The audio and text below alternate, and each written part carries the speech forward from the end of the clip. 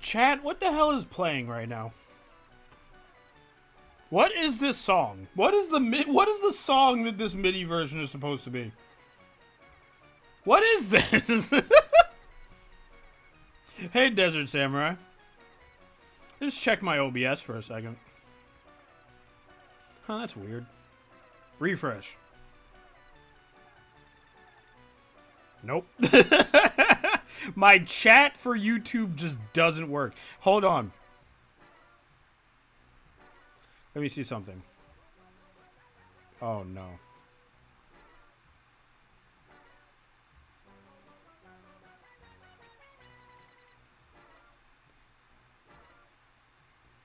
What is... what? This is weird. Okay, so... Stop. There we go. There it is. The chat still does not work.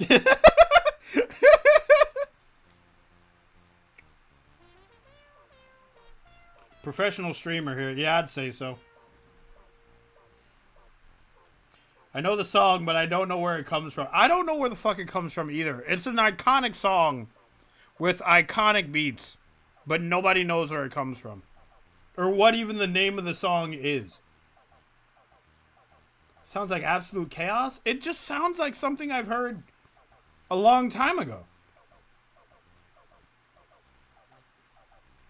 Alright, guys, we need a refresher. Alright? I'm gonna turn the music up a little teeny tiny bit.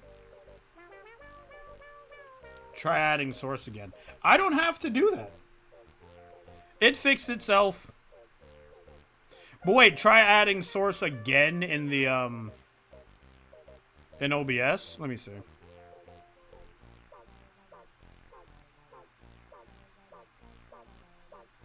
Oh, wait, now it's working.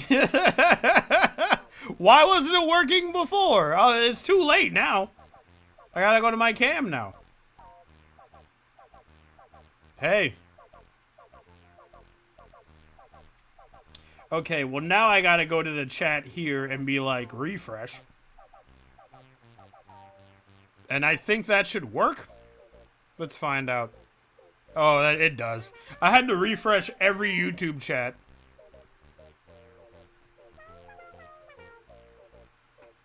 Where were we the last time I saw Apple Sleep Experiment, dude? The only thing I remember is that Applejack was locked away for some shit that she didn't do. No, she did a bunch of heinous crimes, but she was under the influence of some kind of potion or something. And then Twilight locked her away forever because she cares more about how Applejack's actions make her look. And she was trying to be the princess, and she can't be the princess if this goes out to the public. Do I have that correct?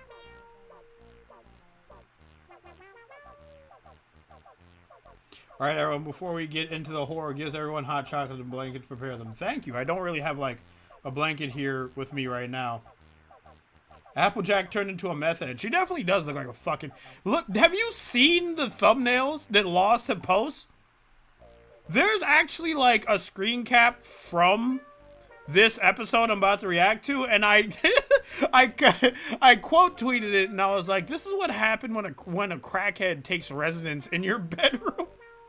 It's like you come home, and they're just in the corner, like, it's like, holy fuck. Twilight is gaslighting? Twilight is indeed gaslighting. And Applejack is very upset. It's like, bitch, you want to gaslight me? Alright? If that's what you really want to do.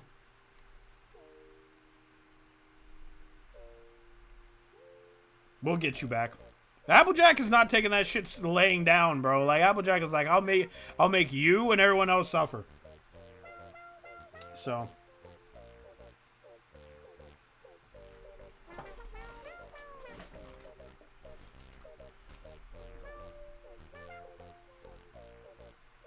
Have you considered making a reaction stream for live action One Piece?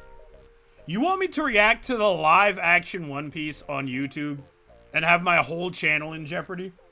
Is that what you want? Because It's not gonna go down the way you the way you think it will. I'll throw up one episode, watching the live action to an anime that I'm not even that interested in. 10 seconds into the stream gets shut down because of copyright claims.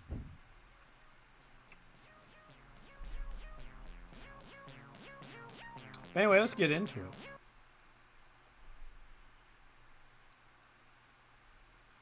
What in the world? Okay, chat. We're ready. The first half of another Apple Sleep experiment. I want to see what Mag has done. I'm very excited. Let's hit you with the stream button, shall we?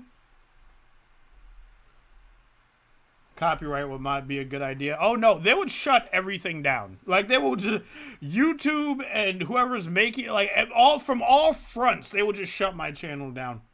They will block the stream and then probably take my channel down if I did that shit. I just imagined your Luna cutout is just watching the stream from her phone. Why would she be watching the stream from? She's right behind me. Anyway. That some listeners. Oh my God, Loss. Your voice. Warning. The following reading contains subject matter that some listeners might find disturbing or difficult to hear. Bitch, that's why I'm here. Listener discretion is advised. Hit me with the most disturbing shit you got. And then she's gonna hit me with disturbing shit, and I'm gonna be like, fuck, goddamn, no.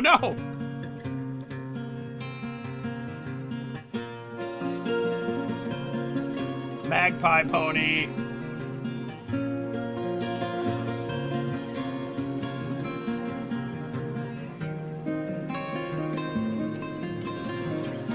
Starring I'm Shadow 007. I am not even going to try to... I'm not going to read words that I can't read.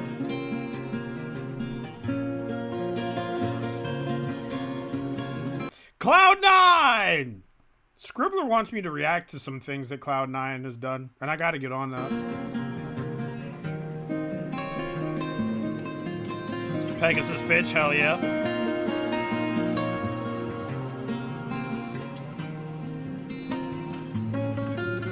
Scooter Tricks is here? No, he's not. You're lying. Scribbless. Yo, before we get into this, and I'm going to tell you something that you do not care about, I promise you.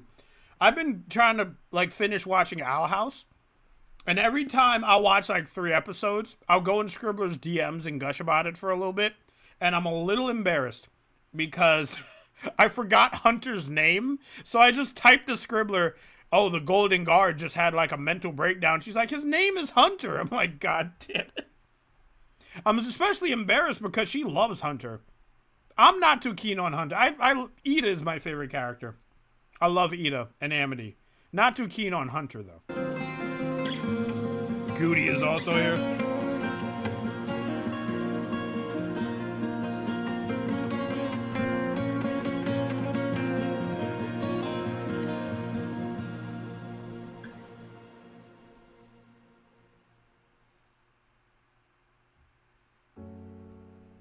Autumn in Ponyville. While the rest of Equestria readied themselves for Nightmare Night the next... Why not Hunter? Nothing against Hunter. I just don't like him as much as I like Ida or, the other one. Amity. month, Ponyville busied Lesbian number with 2. preparations for their memorial. Commemoration was the name it was given by the princesses years ago, as it was the only title that seemed appropriate. Although this year marked the 7th anniversary of the memorial's creation, it was still a sore spot for most Ponyvillians. It was created in lieu of cider season at the once active Sweet Apple Acres. Commemoration is a time to reflect and honor those Yeah, Applejack killed a lot of background ponies, didn't she? who were lost to the Great Massacre. Most ponies were never truly given a satisfying reason for the senseless killings all those years ago. They don't know shit. They don't know anything that has happened. Princesses remained as tight-lipped as the survivors did. Eventually, That's Cookie Crumbles. Cookie Crumbles is somebody's mom? And the only reason I know that is because I was I was reading a clopfic where Anon bangs Cookie Crumbles. And I don't know whose mom this is. It's either Rarity's mom or Fluttershy's mom? I guess I'll figure out. I'll find out. Between Twilight's reassurances and the lack of new victims, fear and anxiety in Ponyville slowly. Isn't Luz bi, so wouldn't Amity be the only lesbian? Or are there more lesbians? You are correct. Luz is bi, so lesbian number 1. You are correct. Thank you. Ebbed. Lesbian number initially 2. proposed the memorial in hopes that it would Rarity's ease the mom. pain Got it. and bring normalcy back to Ponyville. Of course, in doing so, she and her friends had become the unofficial conductors of the memorial. They nursed their own sorrows by making each year better than the last. It was the evening before the festivities, and magic was ringing in the halls of the Castle of Friendship. An alicorn, 2 unicorns, and a Pegasus were scrambling to finish their decoration contributions as the sunset drew nearer. Flying overhead of the throne room, Fluttershy was attempting to place a thick purple drape, adorned with ribbons, upon the rafters, according to Rarity's specifications. A task that seemed easy enough, had it not been for Rarity's refusal to settle for anything less than perfection. No, no, no, that simply will not do. Rarity shrilly called to the pale yellow Pegasus. Fluttershy sighed in frustration, lowering her hoof and holding back the urge to roll her eyes. What's wrong this time? Who said Fluttershy that? called back to her friend in exasperation, wondering how Rarity could be so far away, yet still see some imagined imperfection for the placement of said drapery. Rarity didn't seem to catch or mind the Pegasus's tone. It's 1/4 of an inch too far to the right. Even I can see that. While I am grateful for your help, Fluttershy, You have glasses on. you know how flawlessly decorated the castle must be for our future guests.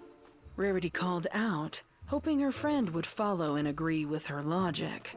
She looked away from the ceiling for a moment to finish the stitch she had started on the vast tapestry draped over her hooves. The tapestry was 20 feet in length. Chat. It's Bonbon. The Bonbon on the tapestry. Wait, did Bonbon die in the first one? And nearly took up the entire mapless table in the center of the room, along with the complicatedly sewn beneath it. When Fluttershy didn't echo Rarity's logic, Rarity turned to Twilight to back up her statement. Wouldn't you agree, Twilight? Twilight Sparkle, the Princess of Friendship, didn't seem This bitch. This bitch. She is the only one who knows, I think. I don't think she's told any pony else about the fact that she locked Applejack up. to heed the growing tension between her friends as she busied herself with a checklist. It was nearly as long as Rarity's unfinished masterpiece. She glanced up from her scroll, tired eyes locking on the unicorn, before following her gaze to the drapery above.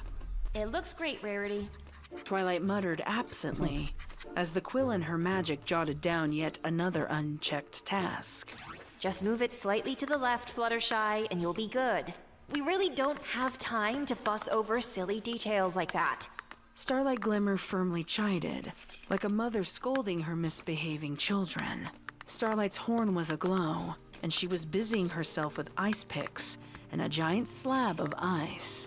She'd been sculpting for the better part of an hour now, and she took great pride in the art that she was able to create thus far.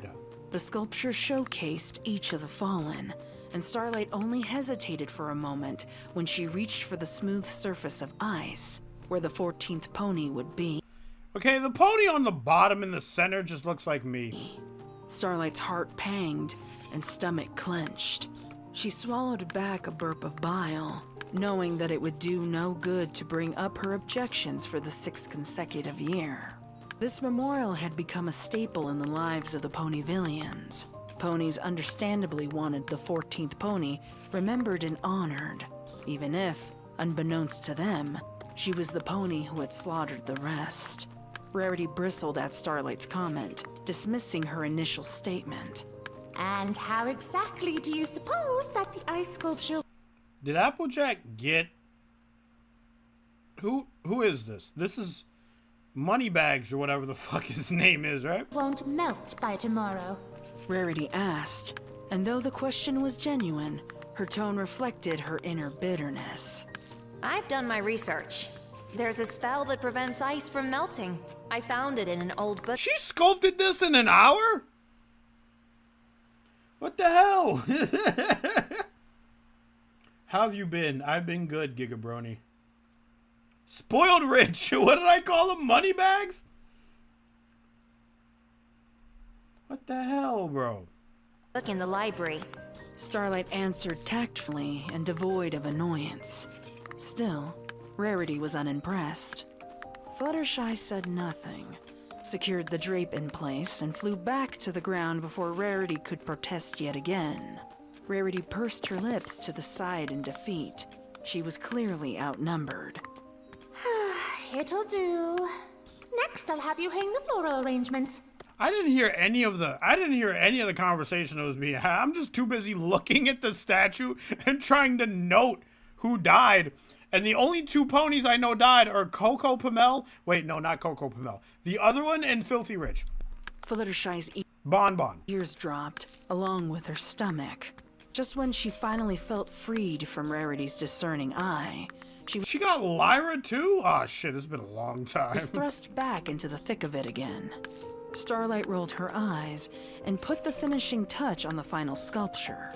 As much as she would have loved to take a step back and reflect on the ice sculpture's mastery, Starlight instead turned away.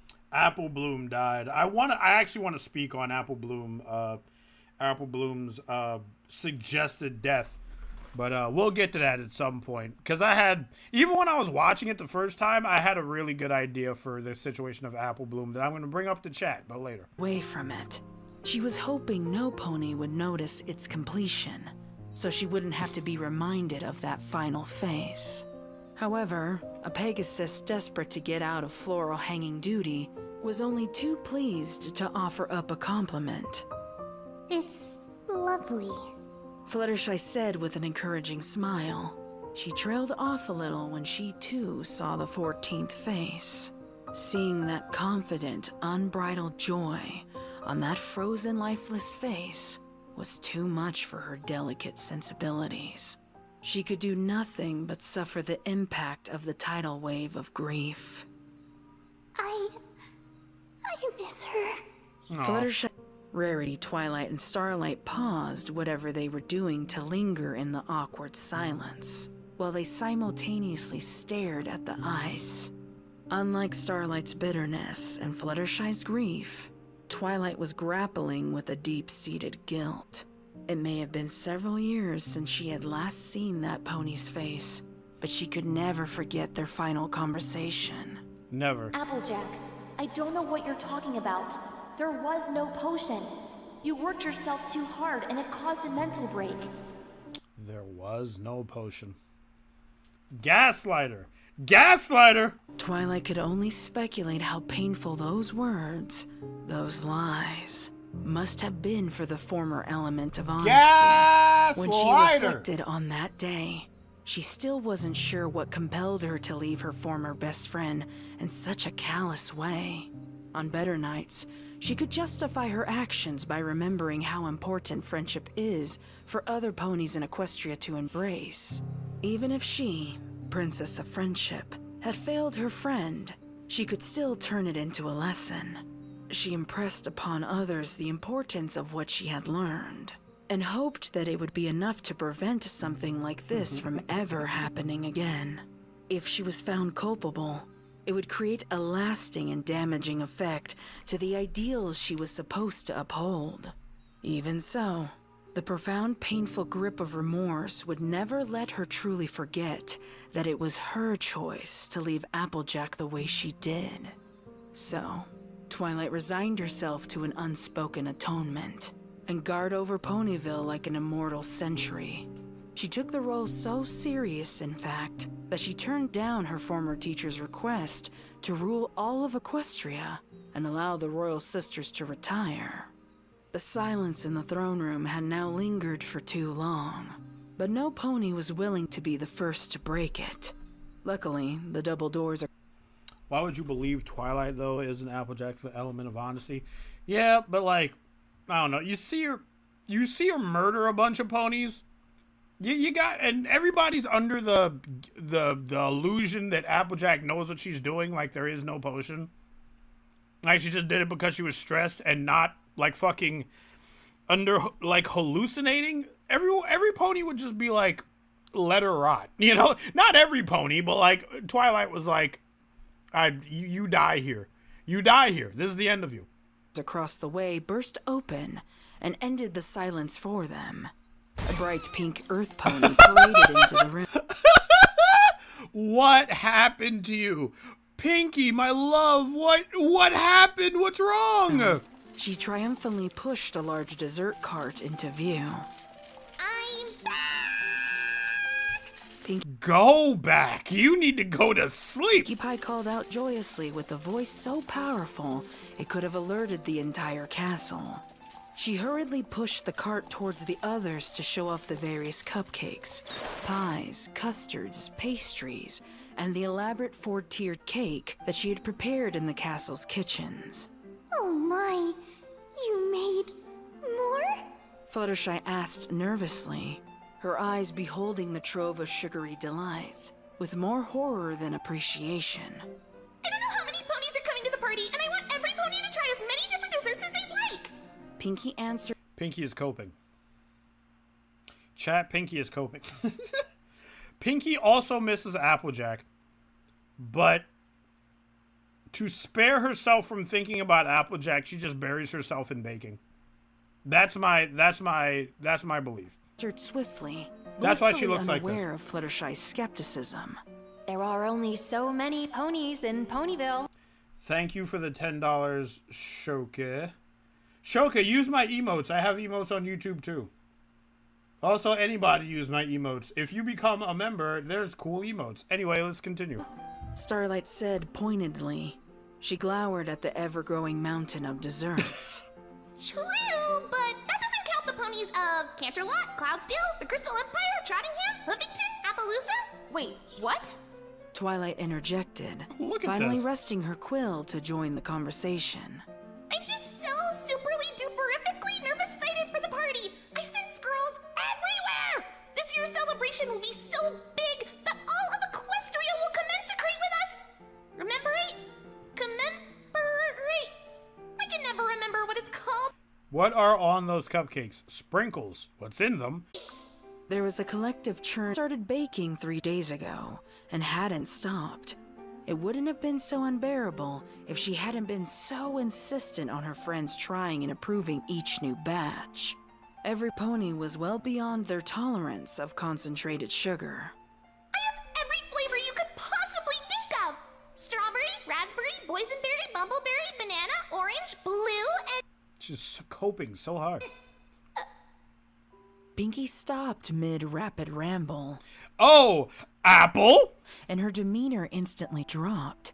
She'd unintentionally told a lie by declaring that she had made every flavor. There was one flavor she had purposely left out, a flavor and ingredient that she would never use again. Ponies had asked her periodically why she no longer baked apple desserts, but she would simply state that apples reminded her too much of sadness, and the subject would be dropped immediately. Once again, the silence hung in the air, but this time was cut short by the sound of a speedy Pegasus zipping through the open doors and completing the circle of friends. Sorry I'm late. We're There she is, the worst pony in the whole show. planning or decorating or something, right? Rainbow Dash asked, hovering over her. Also, good art. Whoever did this, good job. I don't know who did this, but throne good job. chair around the circular table. Rarity scrunched up her face in disapproval. The rest of us certainly have been. We've been here since dawn and still have so far to go. This is only the 10th tapestry, you know.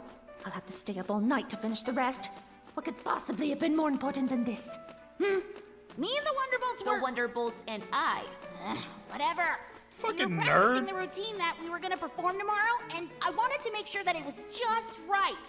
And then, well, Spitfire made this comment about how I was gonna tire myself out, and I said that even with all the practice, I could still whoop her ass in a race. And well, it kind of turned into me racing all the Wonderbolts to prove my point. Rainbow admitted with a guilty smile. My animals Disney haven't Dash. been fed all day. We really could have used your help. Fluttershy interjected in exasperation, and Rainbow was surprised to see her, of all ponies, aggravated at her absence. She knew it must be serious if Fluttershy was frustrated. I'm sorry. I'm here now, and I'm still not too tired to help. Here, I'll hang these. Rainbow said, gathering some of the bouquets on the ground and zooming around the room. Rarity's eyes widened in horror. She trusted Rainbow at least to hang her floral arrangements just Twilight be like, actually, nerd emoji? That's Twilight's whole existence. right. She tried to protest, but Twilight spoke first. That'll save us some time. Since Pinkie Pie apparently invited all of Equestria, we had to get these tasks done as quickly as possible. I divided our duties into separate lists. Twilight said, horrifying the bunch by levitating long scrolls of checklist items to each of her friends. If we get started now, we should finish about an hour before the celebration begins. Sure wish a certain little assistant was around to help us. Rarity grumbled bitterly while Spike? Applejack didn't kill Spike, did she? eyeing her task I don't remember list. her killing Spike.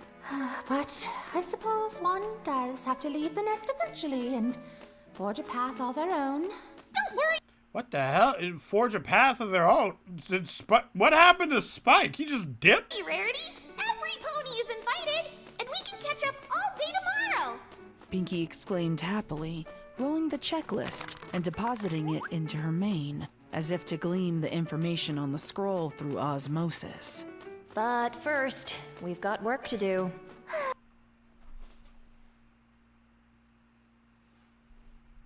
I see that. I see that. That's so fucking stupid.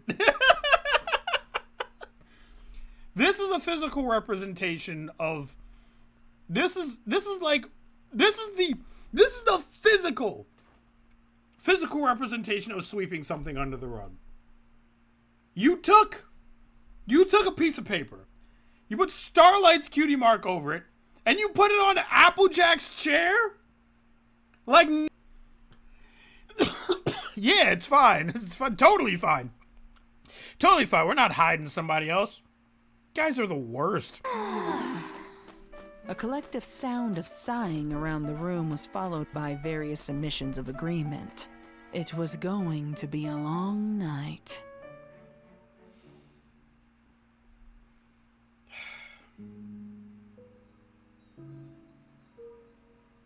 The hours ticked by, and eventually, Twilight Sparkle found herself hunched over a desk Oh my god, Twilight. in her bedroom. Her eyes were transfixed on the specific scroll laid out in front of her, What does it while say? a quill, held aloft in magic, waited for the next cue. Twilight broke a moment of long, unblinking concentration when the candle she had ignited to write by snuffed itself out, its wax spent. What the fuck? She ignited a new candle inside, crumpling the parchment in her magic and tossing it aside with the other discarded failures. Twilight peered at the task list she had meticulously written for herself. I'm just imagining Twilight sweating all over the scroll, and then sweat gets on the scroll, and then she's like, fuck, I need a new scroll. And then she gets another scroll, and she sweats all over that. And it's like, lady, you need to calm down. But the nagging feeling in her stomach prevented her from moving past the little checkbox labeled, "Write the hostess speech to start the memorial." She knew that it had to be just right.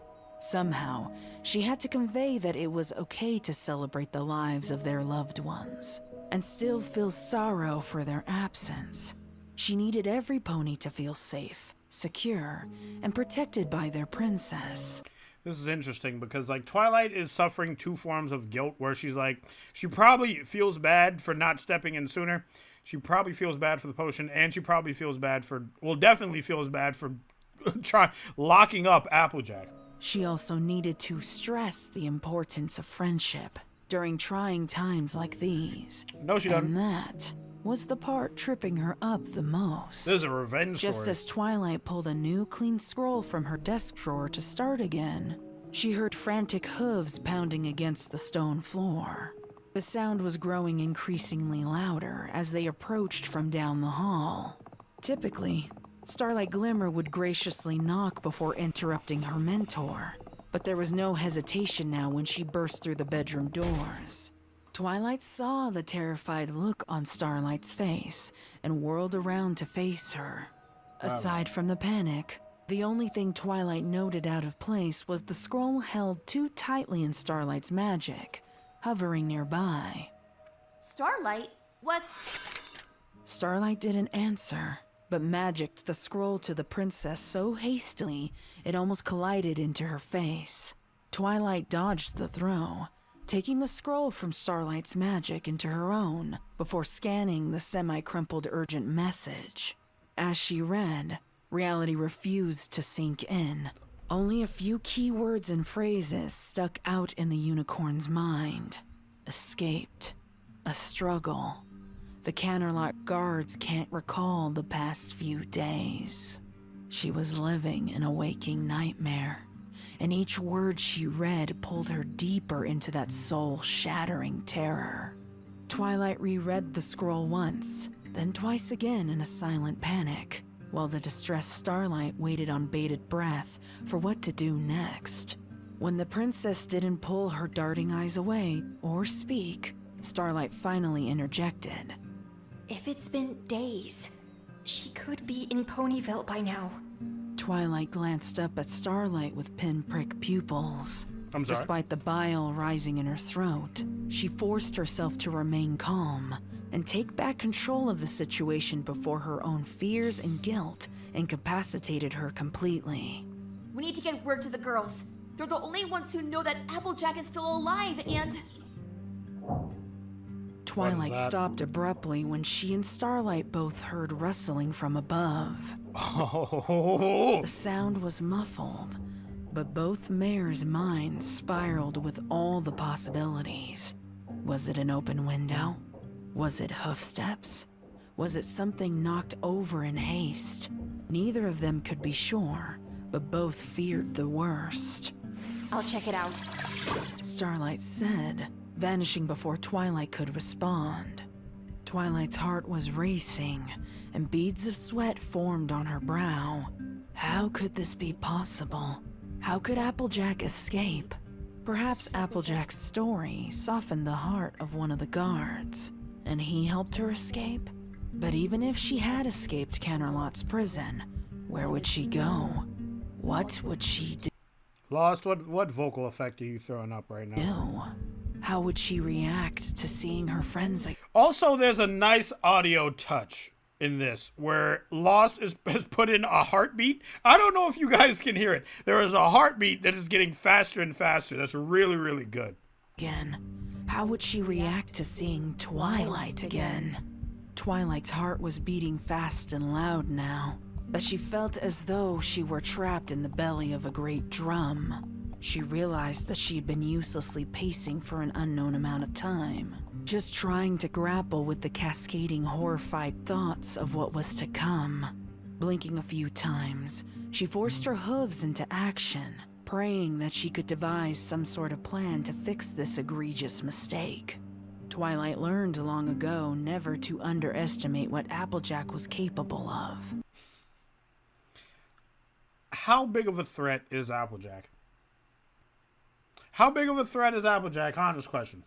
She's an earth pony, but I feel like she could kick the shit out of a lot of ponies. Twilight is not a fighter. She's a nerd. I feel like if Applejack got into a fight with Twilight, if Twilight is within Applejack's reach, she's done for. If Twilight keeps Applejack away from her, like at bay with like her magic or whatever, then I think Twilight would win. But as soon as Twilight gets close to Applejack within Hoof's reach, it's fucking over, dude. It's over. And knew that she would need specific supplies before she began the hunt. She kicks you, your bones She turn raced to the dust. far Yeah, I would side say of the same. bedroom and ignited her horn. She had to ignore the hiccup lapses of magic from sheer anxiety to find the specific stone in the wall behind her bed. The stone pressed deeper into the wall with magic. What the as hell? the bed began to rumble. Slowly, a platform under the bed gave way to a secret set of stone steps, What the leading hell? to a dark room below. Twilight galloped down the steps, 2 at a time, as torches along the walls ignited to shine her way forward. She stopped at the bottom, skidding on her hooves at the horrifying sight. There, on the ground, laid the remnants of a magical lock that was used to secure her secret laboratory entrance. Secret laboratory, huh? There's a fucking Dexter's laboratory ass laboratory behind, like, under her bed. Why is it secret? What kind of experiments is she doing under there, dude? Still was the light pouring in from behind the door, slightly ajar. The unmistakable clatter of glass slamming into a wooden surface from within sent a new wave of anxiety through Twilight. She's it fucking ripped in there. through her like a lightning bolt. She's in She there. pressed forward. You gotta get like the SWAT team. You gotta enter that room with shields. You gotta rappel from the fucking ceiling. You cannot just walk in there casually. Applejack is angry and she has words. Thrusting the door open to see the horrible reality in the flesh. Applejack. Oh my god, what's going on, bitch? Happy to see you again. What's it been? How long has it been, actually? 6 years? Is Mag here? I don't think Mag is here. How long has it actually been since we, like, canonically, since we've seen Applejack since she got locked up? She looks great. She's been working out. I can see her whole spine. 7 years. It's been 7 years? What's going on, bitch? You might need a napkin for your mouth, though, because, that's. Wait, she's drinking all the fucking potions? What the It hell? haunted her thoughts and dreams for 7 long and languishing years. She really is a crackhead. Was standing unabashedly amongst the collection of empty potion bottles. Her fur was pale, almost cream-colored from the lack of sunlight. The wounds that once marred her coat had healed into a series of scars. Somebody in chat said she's built like a skinwalker. Some fresher looking than others.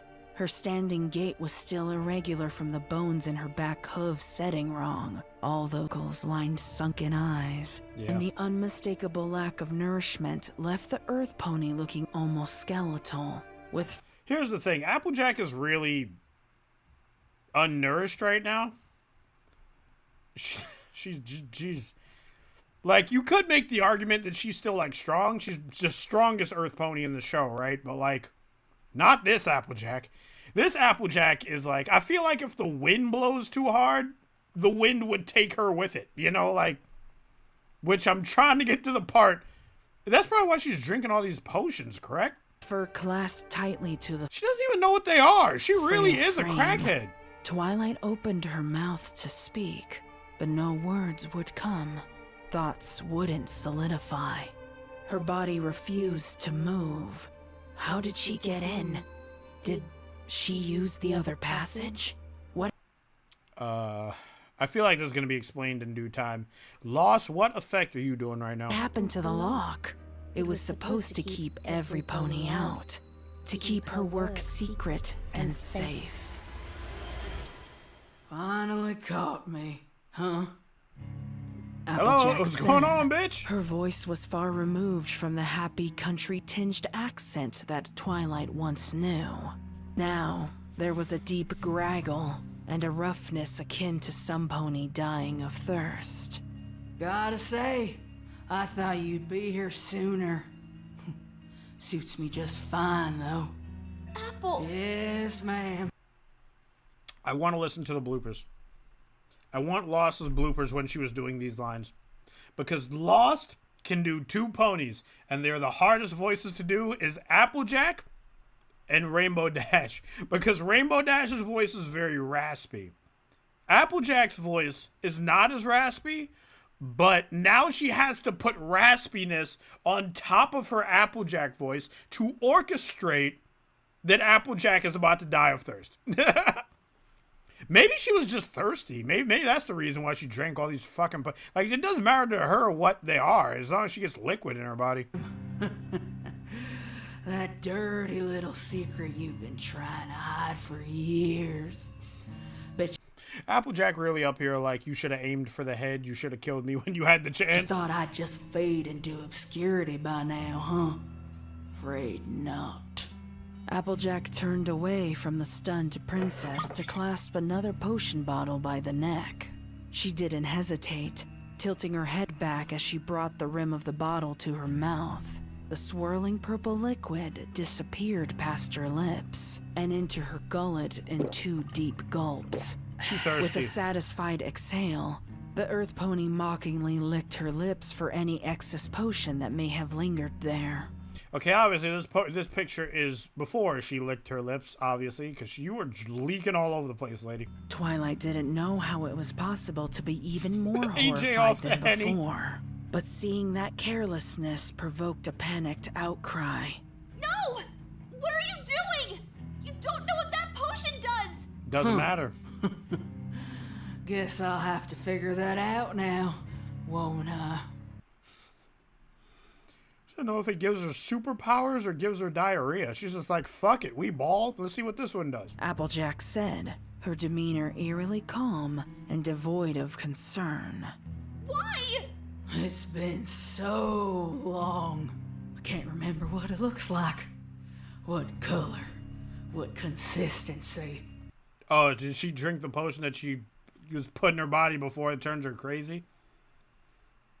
Now, question, would anyone here drink any of Twi's potions? I mean, yeah, if they were fucking labeled. These don't even seem labeled. I need it. I need to feel that again. Applejack, this is an intervention. You need to stop. You're hurting your friends. I can't even say that with a straight face, because they're no longer her friends. Applejack hates these group of ponies more than any other ponies in the world, I would have to imagine. And I ain't got time to pore over your incessant drivel to find out. Applejack motioned to the bookshelf of journals that lined the laboratory walls.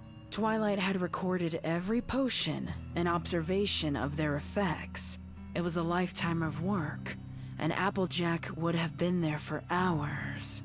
AJ kept piercing eye contact with Twilight as her hoof slowly reached for yet another unlabeled and unknown potion bottle. She was able to flick the stopper from the top, was thwarted by a blast of magic. The magic shattered the glass and caused the Earth Pony to recoil.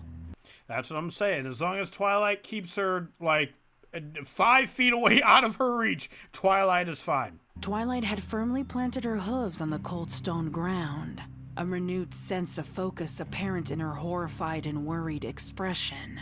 You're looking for the sleepless potion? That's what started this mess! It's why you've been locked away! Why you killed all those ponies! Why in Equestria would you think I would keep that? I mean, let's be real. She kept it. She kept it. Twilight demanded, tears staining her cheeks, as her guilt roared itself to the forefront of her mind. You? Throw out a chance to study something. I may be out of touch, but I ain't stupid. Applejack snarled, casually brushing the pieces of shattered vial from her fur. You've consumed all of those? Twilight gasped in horror, her eyes finally beholding the graveyard of discarded bottles, beakers, and vials around her laboratory. She stuttered in disbelief. But not all of my potions are for ponies! There are several that can't be ingested! Well, guess you better hope that these kill me then, huh? Dangerous to combine so much magic. I was just imagining, like, the fucking Applejack playing... What is that game called where you have, like, bullets in the revolver? And like, 5 of them are blanks, but 1 of them is the actual bullet. Russian roulette? Is that what that is? I feel like Applejack just puts all the bullets in all real bullets, and she's like, "Fuck it, we ball." maybe this is great. This is dangerous. I like this. I can only imagine the hell I'm in for if Russian I click roulette, the wrong yep. ones. Not that it matters, of course. I suppose death is another way out of this hell you saddled me with. I mean, Twilight true. couldn't help Plus but 2, she's shudder right. at the unemotional way Applejack shirked off her own uncertain doom. Her eyes quickly scanned the potion bottles that remained, but she couldn't be sure if that one was among them or not. What the hell was that? Make me the experiment. Lost, you can't do that. Lost. One was among them or not. Does that make me the experimenter? Lost, don't make me feel as the viewer that I'm tripping out watching this. Or the experiment? AJ asked rhetorically as she reached for yet another potion bottle. Twilight didn't hesitate, focusing her magical blast at the next potion to stop her. This time, however, Applejack was able to move quickly to the side and avoid the stream of magic. 1 second she was standing a few feet from the princess, and another she was across the room, bracing herself against a wall. Twilight's magic had landed on the bookshelf, destroying some of her journals. Singed pages fluttered about the room. Both ponies were initially stunned by Applejack's newfound agility, but AJ's surprise melted into sheer delight. Super speed? That's awfully handy. You've been... What? Why did you make these? Hi, Chris the Musical Pony. I'm just watching this grimdark. But again, why did you... What? Who are these for? You know what I'm saying? Like, who are these for? You made all these potions that change the abilities of ponies. Who are they for? Why did you make them? Why didn't you destroy them as soon... You know what? Never mind. And holding out, Twi. What would Rainbow think if she knew you had something like this? That potion has the effect of making a gamer just like Golden... Oh, no. No. Drink the super speed potion. Don't drink the fucking gamer potion. Then we're all fucked. All along. Drop it! Twilight screamed as she ignited her horn again, her crosshairs on Applejack's new position. If you say so. Applejack answered with a shrug, taking the potion in her hoof and smashing it against the floor. A great plume of green smoke overtook the room instantly, and Twilight Nice effect. reared back, inhaling the gaseous byproduct with a gasp. The immediate Actually, what happened is just Applejack just like farted and then ran away. burning sensation in her nostrils started a wave of guttural coughing, so loud that she almost missed what Applejack said next. Ooh, boy! Hot in vision too? Twilight fucking sparkle. You've outdone yourself. Why did Twilight you make gritted her these? teeth and tried suppressing the burning in her throat to find the earth pony through the haze. She ignited her horn, but the light was useless against the thick green fog that lingered. To the left, Twilight heard the sound of glass sliding into AJ's hoof. Despite the limited visibility, it seemed that AJ was still going to down as much potion as she could find. She's getting like every superpower that every Marvel villain has ever had. Twilight knew she had to take action, and that it was better to... Also, this goddamn face. If you were to cut this out and give it to me, I'd be like, what anime is this from? Like, it wouldn't even register with me that it was from like a Milo Pony fan fiction. stop Applejack, then try and salvage her work. So, deeply chagrined, Twilight blasted magic in that direction, wincing at the sound of her precious equipment exploding on impact. Applejack laughed in response, clearly cooked. unharmed. Her voice was now coming from the right side of the room. You're cooked. Twilight whirled around again, desperate to stop her. It became very apparent that AJ was enjoying her new speed She's fucking and done. sight as her voice bounced from one side of the room to the other. What's wrong?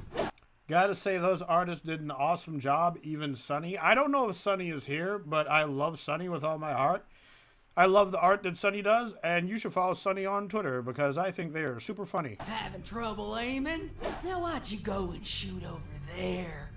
Are you blind and dumb? Applejack continued on, unscathed and unceasing.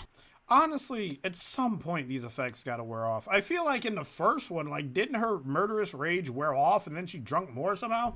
Twilight was on autopilot now, striking every direction she could with a singular stream of magic. The lab became a magical frenzy as potions, books, machinery, and equipment exploded in disarray. Still, the princess knew she couldn't react. She couldn't afford to lose her concentration. However, the longer Twilight struggled, the more confident Applejack became. She's AJ cooked. delighted in adding to the chaos by She smashing cooked. more potions onto the unforgiving stone floor. She is playing you like a goddamn fiddle right now. They each created new plumes of colorful smoke that consumed the room to keep her concealed. These bitches are gonna, like, fuck around and make, like, mustard gas. Twilight screamed in a fit of coughing, collapsing to the floor for the hope of some shred of fresh air that lingered there. Her magic was only making things worse, and the swirling color. They cured AJ in the first one. She's here looking for a potion again. AJ has gone mad. All right, thank you. Because, chat, I need you to, like, remind me. It's been a long time since I've seen the first one. of the room I think I saw the first one, like, last Halloween. Not last Halloween, but the Halloween before that Halloween. were so thick, it looked as though she could grasp the very air in her hooves. Twilight shakily and slowly pulled herself up again. She'd given up the hope of finding a clean breath, and did the only thing her brain could think of, chase Applejack on hoof. In her clumsy, desperate pursuit, You're cooked! she ran into just about every piece of furniture that still remained in the laboratory. After this pitiful display, there's no way you could win against Applejack. It's like, a crackhead has outdone you. Unseen objects You've been humiliated by a now-nourished farm pony crackhead. nicked at her fur. Her mane and tail would occasionally catch on some kind of hanging debris, and little shards of broken potion bottles bit into her hooves. Bitch, matter get where up! she What are you- turned, AJ was one step ahead, taunting and laughing at her frenzied flails. You couldn't hit the broadside of a barn. You gotta be quicker than that, Twi. Gonna let me get away? Oh, you're not even trying. You gotta want it. That secret of yours is coming out tonight. What do you do? Pretend you're Twilight in this situation. What do you do? Do you just lose graciously? I feel like before she tells anybody about what I've done, and get Discord to fix it. What's Ponyville gonna think? Eventually, Twilight heard Applejack's hoofsteps rapidly ascending the stone stairs towards the bedroom. Applejack was escaping again, and Twilight was no closer to finding her than she was the door leading out. Panicked, she reached forward, her hooves colliding into the wooden table that had previously avoided the carnage. The splintered pieces raking across the flesh of her torso and forelegs as she fell. The impact of the fall disoriented Twilight, and the smoke inhalation was causing an unparalleled dizziness. I mean, there's no way to vent that smoke, man. Like, you're in a basement. You're in a basement? There's no windows down there. You gotta get out of the basement, Twilight. Her ears were ringing loudly, but through its shrill scream, she still heard another beaker burst. Liquid splashed on her front hooves, but the sensation turned from wet to cold, then sharp to scorching in mere seconds. Twilight cried out in pain as she heard the sizzle, then felt the burn of acid eating her flesh. Why does this bitch have acid? Still, she couldn't stop now. Nothing else mattered but getting to and stopping. Applejack. Not only were ponies in danger, But her secret shame would be laid bare for all the world to see. Why are you doing this? Why are you doing this? What horrible consequences would follow? How many more ponies would have to die before Twilight would succumb to the reality that aging Applejack was beyond saving in any... Okay, that was a rickshaw test. I think I'm saying that right. capacity? As Twilight struggled to find her bearings again, a scream from above pierced through the mist. It was a horrifying scream of terror that snapped Twilight out of flight response and into fight response. With renewed focus, she teleported herself from the mess below, her horn still hiccuping with unstable magic. She tried to trace the origin of the sound and appeared just outside of Starlight Glimmer's room. Starlight! It's Applejack! She's in the castle! She's in the castle, and that bitch made me look like a goddamn fool. Twilight screamed, pulling the handle of the door, only to find it wouldn't budge. I have been bamboozled in the worst way. Twilight slammed her body against the door, hoping it would give way, but it remained firm. Starlight! Let me in! Twilight shouted, pleading with the mare who she could clearly hear. That's Scribbler's narrating along with Loss's narrating. Holy shit, how did I not pick up on that? They sound so different. I thought that was just somebody I didn't recognize. Oh, Scribbler, if you watch this, I'm sorry. I should know what you sound like by now. Tussling with some pony else from within.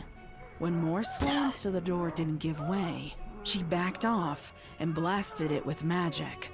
However, her spell instantly deflected, as if it met an invisible magical shield. It ricocheted and whizzed over Twilight's head, colliding into one of the castle pillars behind her. Twilight jumped aside when the pillar collapsed into a pile of gemstone-textured debris. Hopefully that's not a pillar that is keeping the castle up. Replace me, do ya? Twilight heard Applejack's voice She said, replace me, do you? behind the door, She knows about the Starlight Glimmer chair. and she grew more desperate. The crumbling pillar beside her gave her a frantic, but potentially helpful idea. She shifted her focus from the door to the wall beside it. Twilight's horn steadily grew with light and magic, and she gathered all the strength she had for this singular spell. When she released it, the magical collision roared through the hallway as stone crumbled and dust billowed. The hole it created in the wall was barely Hello! You have to get out immediately! It's like, Twilight, what the fuck? large enough to fit her frame. Yeah, your hose are fucked up, Twilight. But Twilight pressed forward. She sucked in a deep breath and squeezed, contorted, and pushed herself through the wall. The dust hadn't It's settled me, yet, Twilight! so Twilight had to squint through another haze to find both Applejack and Starlight Glimmer. It was then that Twilight's eyes fell upon a gruesome sight. Starlight! The unicorn made Starlight. Oh, no. Oh, no. Oh, you do not look good.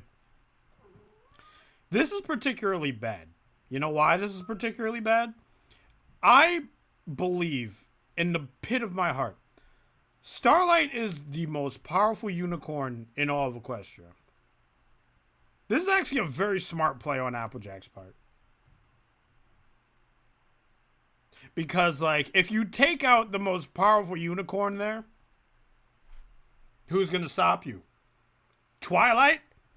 Twilight is going to stop you? She's, like, fucking walking around in smoke, tripping over furniture in her own freaking vials. Twilight is going to stop you?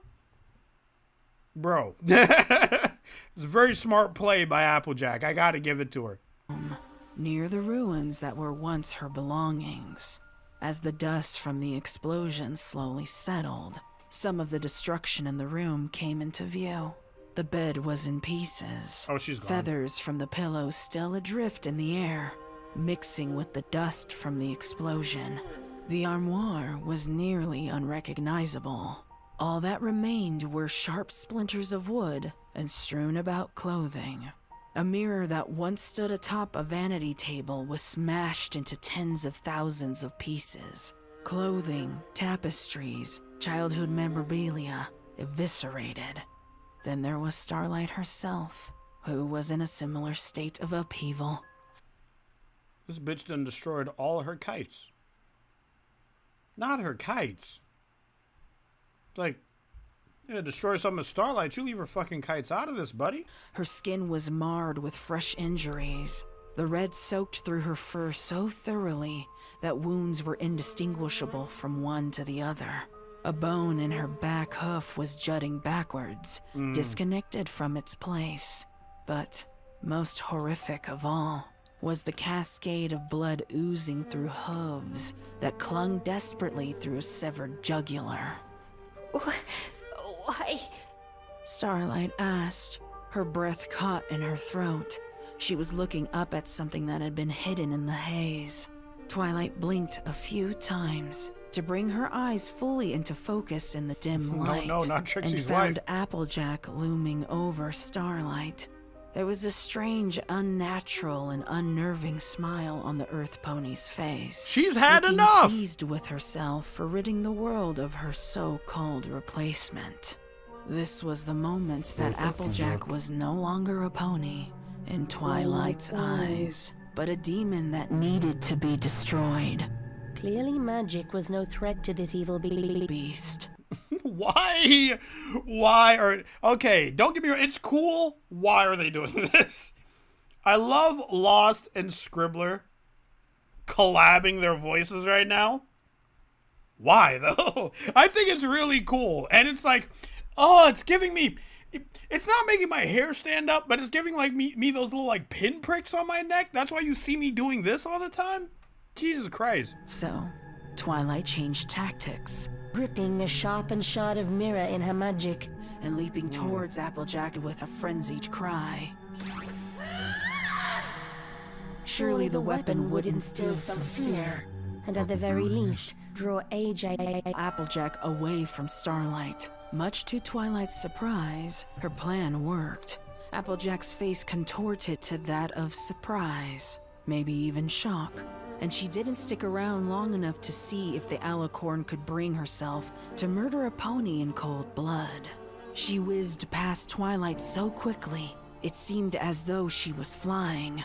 In less time than it took for a pony to blink, Applejack leapt out of the hole the princess had just made in the wall and disappeared without a trace.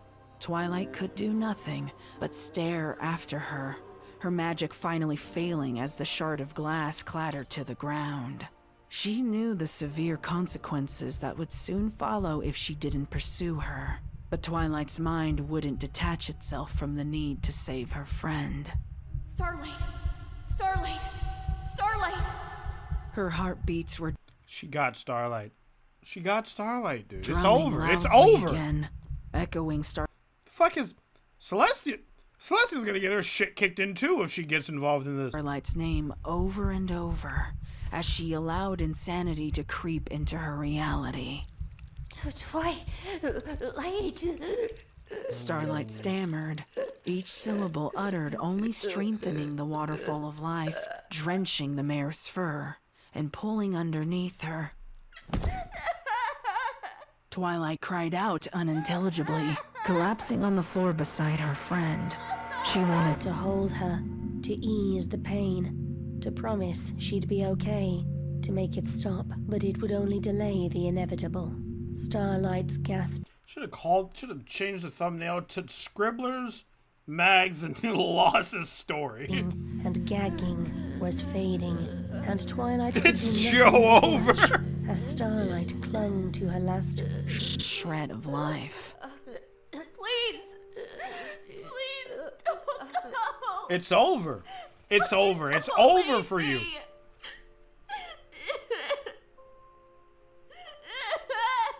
Twilight managed through garbled cries. She watched Starlight's face change from fear to confusion to finally sorrow. Twilight knew she should have said something, offer up some kind of solace or peace, but words wouldn't come. Instead, she helplessly kept her gaze locked on Starlight's as seconds slowly passed them by. The princess's stunned, silent grief was the last thing Starlight Glimmer witnessed in this world before slipping away into darkness. And I'll let the Archangel take her.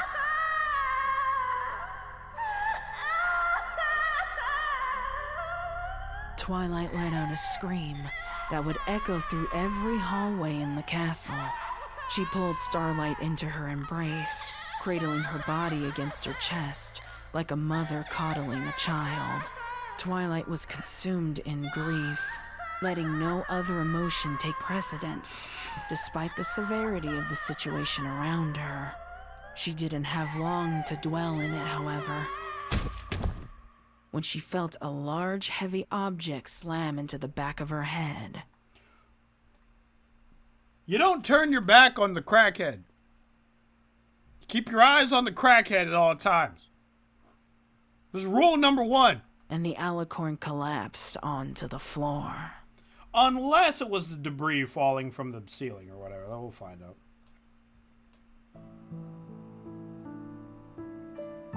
Okay, so it was directed by Lost, written by Mag, partly narrated by Scribbler. This is a star-studded cast. What the fuck? What the fuck? Art by Cloudy Ra. Art by Angel. I gotta see all this art. Good work on the art. All the artists, by the way. God damn. She chiseled that in a fucking hour. Are you kidding me? Well, now she's dead, so. Also good art.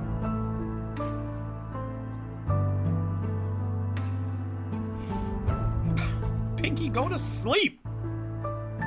Are you pregnant? You know what? Never mind. Avika, really good job on the art. She has kind of like a Disney style. Cloud9. I can recognize Cloud9's art style from a mile away. Loopy Arts. Sweating over your own fucking parchment.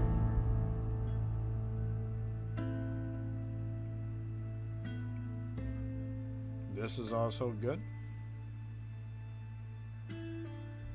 I thought that said Marshmallow Virgin. Marshmallow Virgil. Good job too.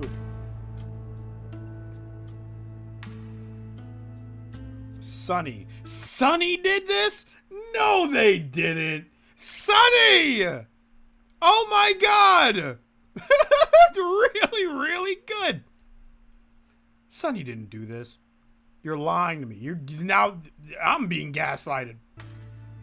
Honestly, good job. I've never seen Sunny make anything that detailed before. Key by the millions. Art by the Spen Charlie.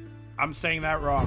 Whoever this is, they had a fucking field day because they were like, all right, what if I just give Twilight the fucking JoJo anime face?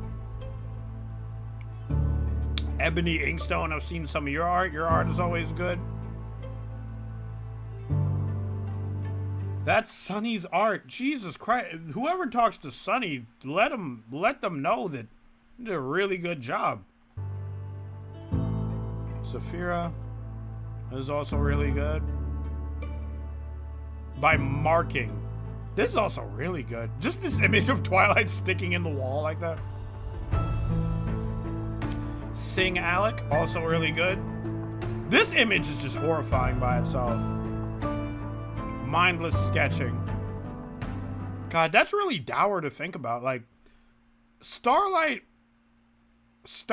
didn't know about Applejack, right? Did she? Does anyone know? Starlight didn't know about Applejack, right? Because she died in confusion. She was like, why the fuck did Applejack just murder me in cold blood? And that was her last thought before the Archangels took her. Nobody knows? All right. All I know is that they put her cutie mark over Applejack's chair, which is super fucking foul. All right. Next one. We have to do the next one. Part 2. Oh, I don't like that thumbnail. Warning. The following reading contains subject matter that some listeners might find disturbing or difficult to hear. Bitch, that's what I'm here for! Listener discretion is advised. The Dracula flow, yeah. I've been listening to a lot of Dracula flow recently. She likely didn't know about the potion. Oh no, not the second one. No spoilers. Am I gonna spoil myself right now? She's gonna come after Pinkie. Oh, fuck. Alright, fine. Here we go.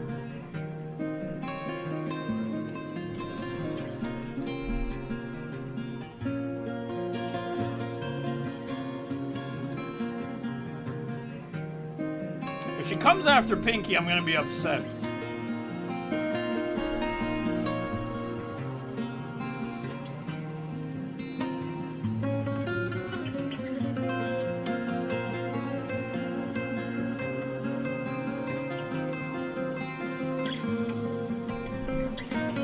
Fucking narrator and Goody is in. This is such a star-studded cast, dude.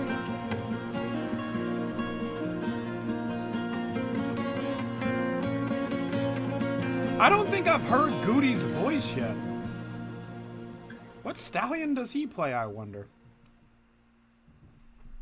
Thank you for the 1999 Big Smoke. The sound of a pan clattering against the kitchen floor echoed through the quiet sweet shop called Sugar Cube Corner.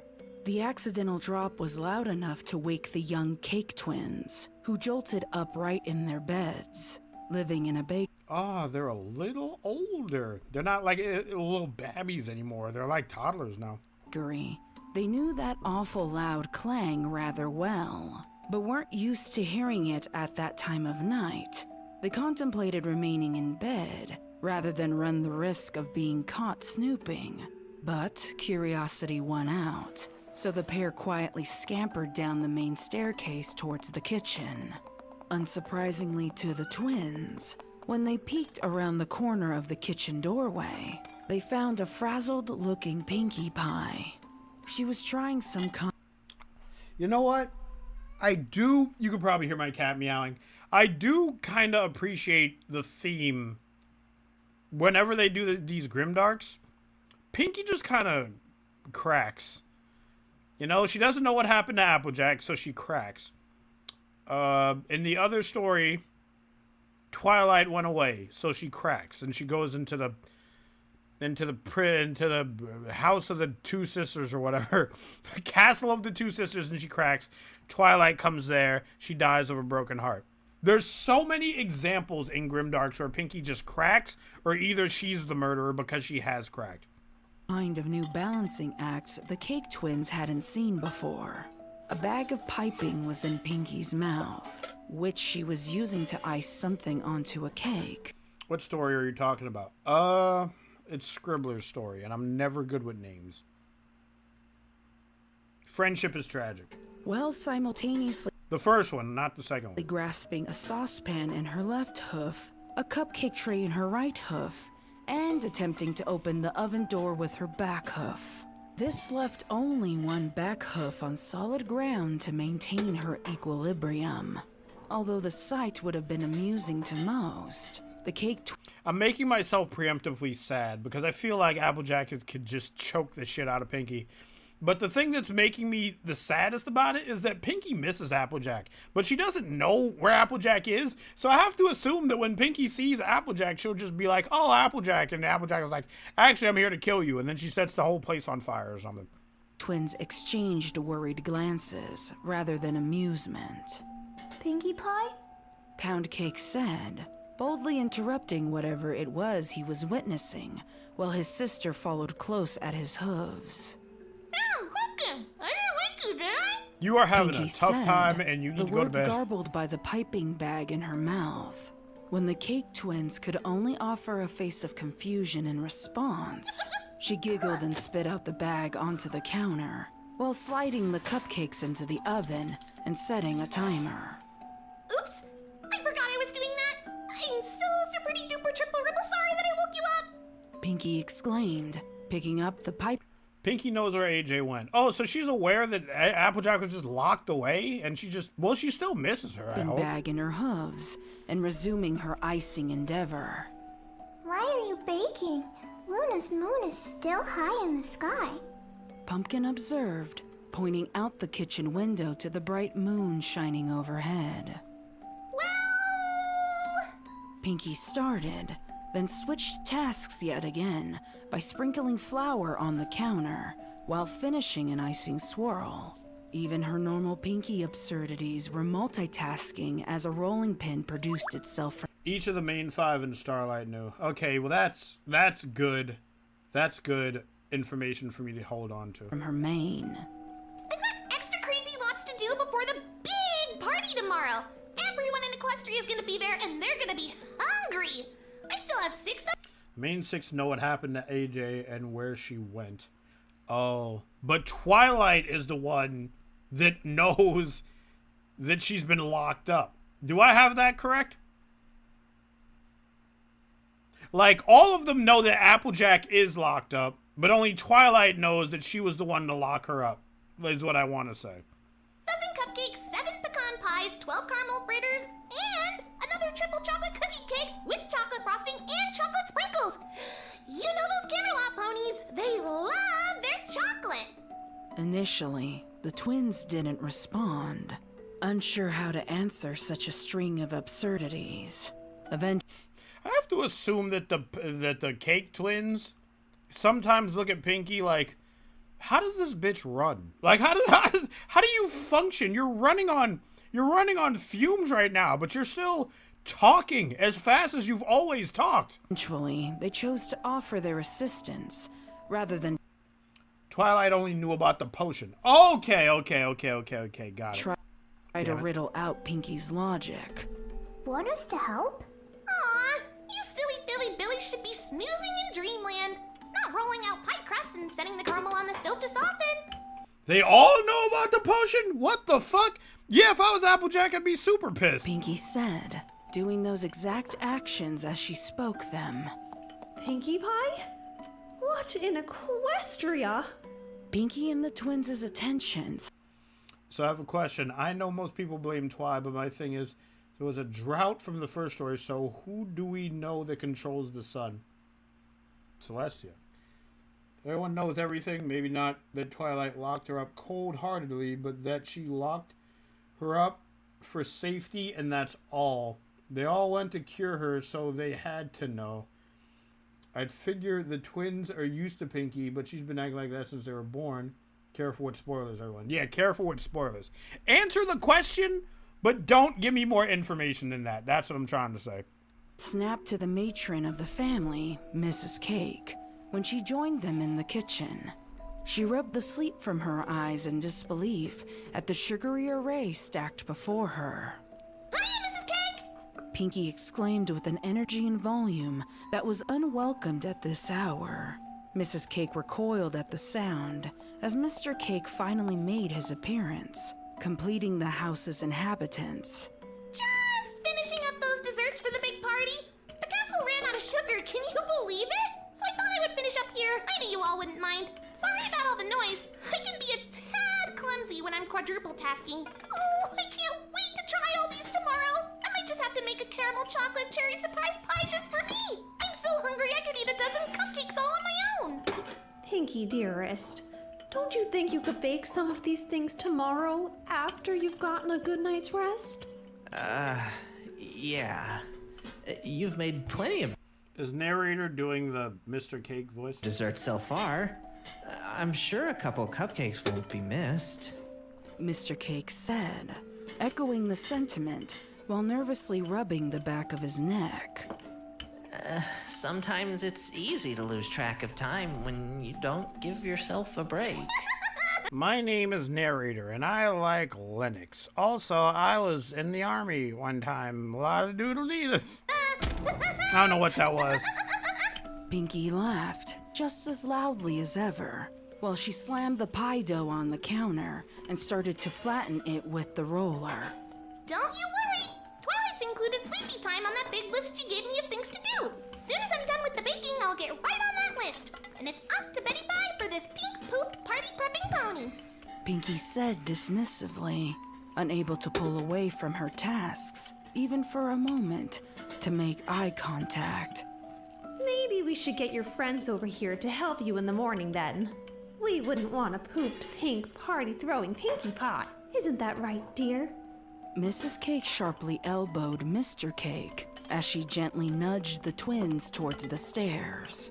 They looked back at Pinkie one final time, their brows furrowed in worry, before giving in to their mother's silent command. Yes, your friends and maybe your eccentric sister can come by. She'll know how to help. Mr. Cake said nervously, watching his family ascend the steps to their respective rooms. Sounds absolutely, perfectly perfect to me. Pinkie said, still not meeting his eye. Well, good night, Pinkie Pie. I recall Twilight telling AJ that Starlight weld the element of honesty now, so they don't need her for that element. Yeah, but can that work? If the element is made for you, and specifically you, can you take the element off and just put it on another pony and be like, this is theirs now? That doesn't sound like that would work. I hope you get some rest. Mr. Cake remarked with a sigh, before he too climbed back towards the comfort of bed. Pinkie hadn't noticed if the Cake's behavior and comments had been anything outside the ordinary. She knew they worried when she worked so late into the night, but this celebration was the most important party of the year, and she couldn't afford a single slip-up. If even one pony left that party with a frown, she had failed. It would be a She's so hard on herself. failure of Ponyvale being able to heal. It would be a failure that would reflect poorly on Twilight, and that would mean more hardships for a friend she loved so dearly. But most importantly of all, it would be a failure to her very nature. She has no idea what has happened in the last 10 minutes. Oh, fuck. She would be She's about to find out in the worst way possible, but she's on some copium right now. Pinkie took those dark looming thoughts and buried them beneath her sheer determination to keep moving forward. She had just started cutting the third pie crust from the flattened dough when the timer on the oven dinged. The party pony delightedly dropped the knife on the counter to grasp an oven mitt in her mouth. It was her favorite part of baking, opening the oven to the initial wave of warmth on her cheeks and the sweet smells of perfectly golden pastries that followed. There was a comfort in that familiar aromatic embrace, a comfort that her frazzled nerves and growing anxiety needed now more than ever. Before her outstretched hoof could reach the handle of the oven door, however, Pinkie thought she heard more hoofsteps approaching. Her delight rapidly melted into annoyance. Oh no, here it comes. What had she done this time? She was sure she hadn't made any additional noises to wake the Cakes. Were they coming back to lecture her again? What is happening, bro? How long could she continually reassure them that she was okay before the happy facade would break? I see nothing's changed around here. Pinkie Oh, sup, bitch? froze for a moment. She could have sworn that was Applejack's voice coming from behind her. But no, I'm Pinkie Pie. I'm just hearing things. I hear voices all the time. She giggled and shook her head. Okay, maybe I do need some sleep. Now I'm hearing voices. Pinkie thought absently to herself, oven mitt still clasped tightly in her teeth. She refocused on the task at hoof, and the oven door swung open with ease. A pang of disappointment twinged in Pinkie when the initial warmth and smell did nothing to ease the tightness in her chest. That any way to greet an old friend, Pinkie Pie? What is this?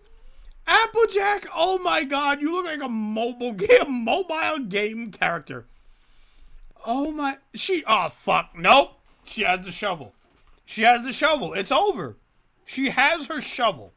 She also has like a saw, a hammer, and screwdrivers for some reason.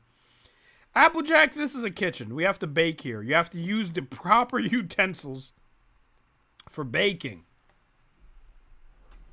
The fuck are you gonna flip with a shovel? Why does she look like this? Oh boy, she looks closer to Porky Pig than she does Applejack, but sure.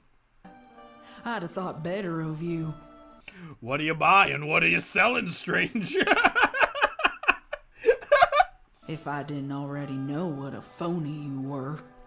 Pinkie Pie had never heard voices in her head this clearly before, and the grim curiosity caused her to spin around with the cupcake tray still in mouth.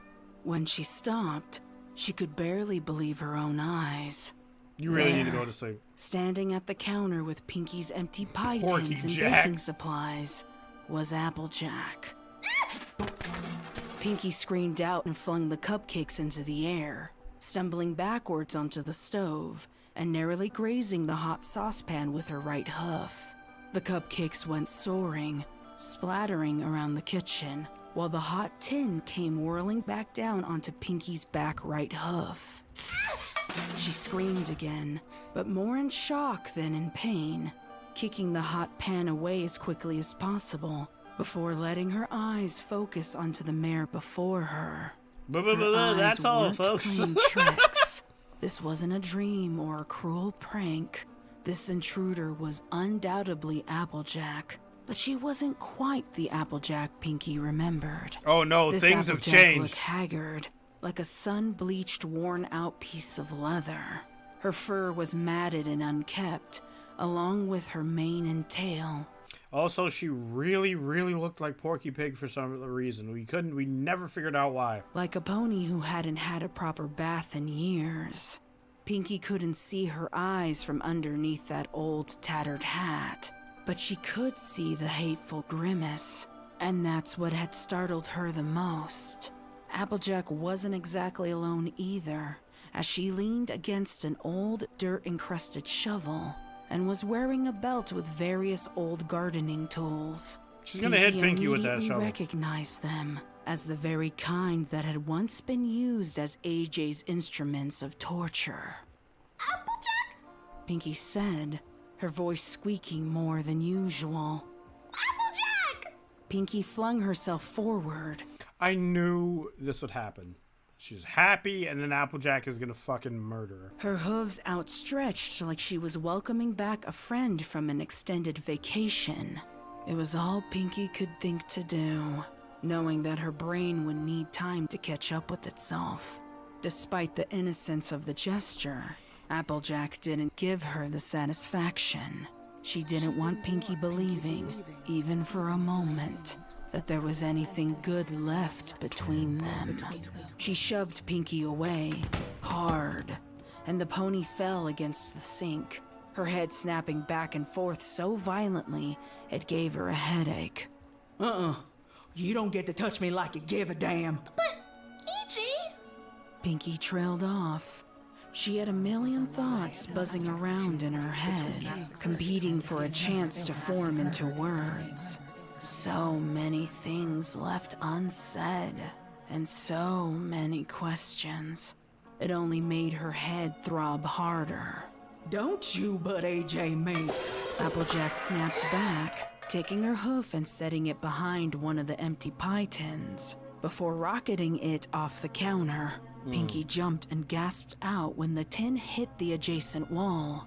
The ringing soon took hold in her ears and wouldn't relax. Twilight made sense. She had to keep up that perfect little image of hers. And I wouldn't expect Dash to give a shit. And Fluttershy will do whatever the hell the You really shouldn't talk about your wife like that. rest of y'all tell her to do. Rarity's another fucking story. But you, Pinkie, what's your grand excuse?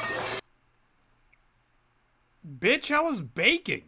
Applejack ground, violently flinging another pie tin across the room. I got cakes to bake.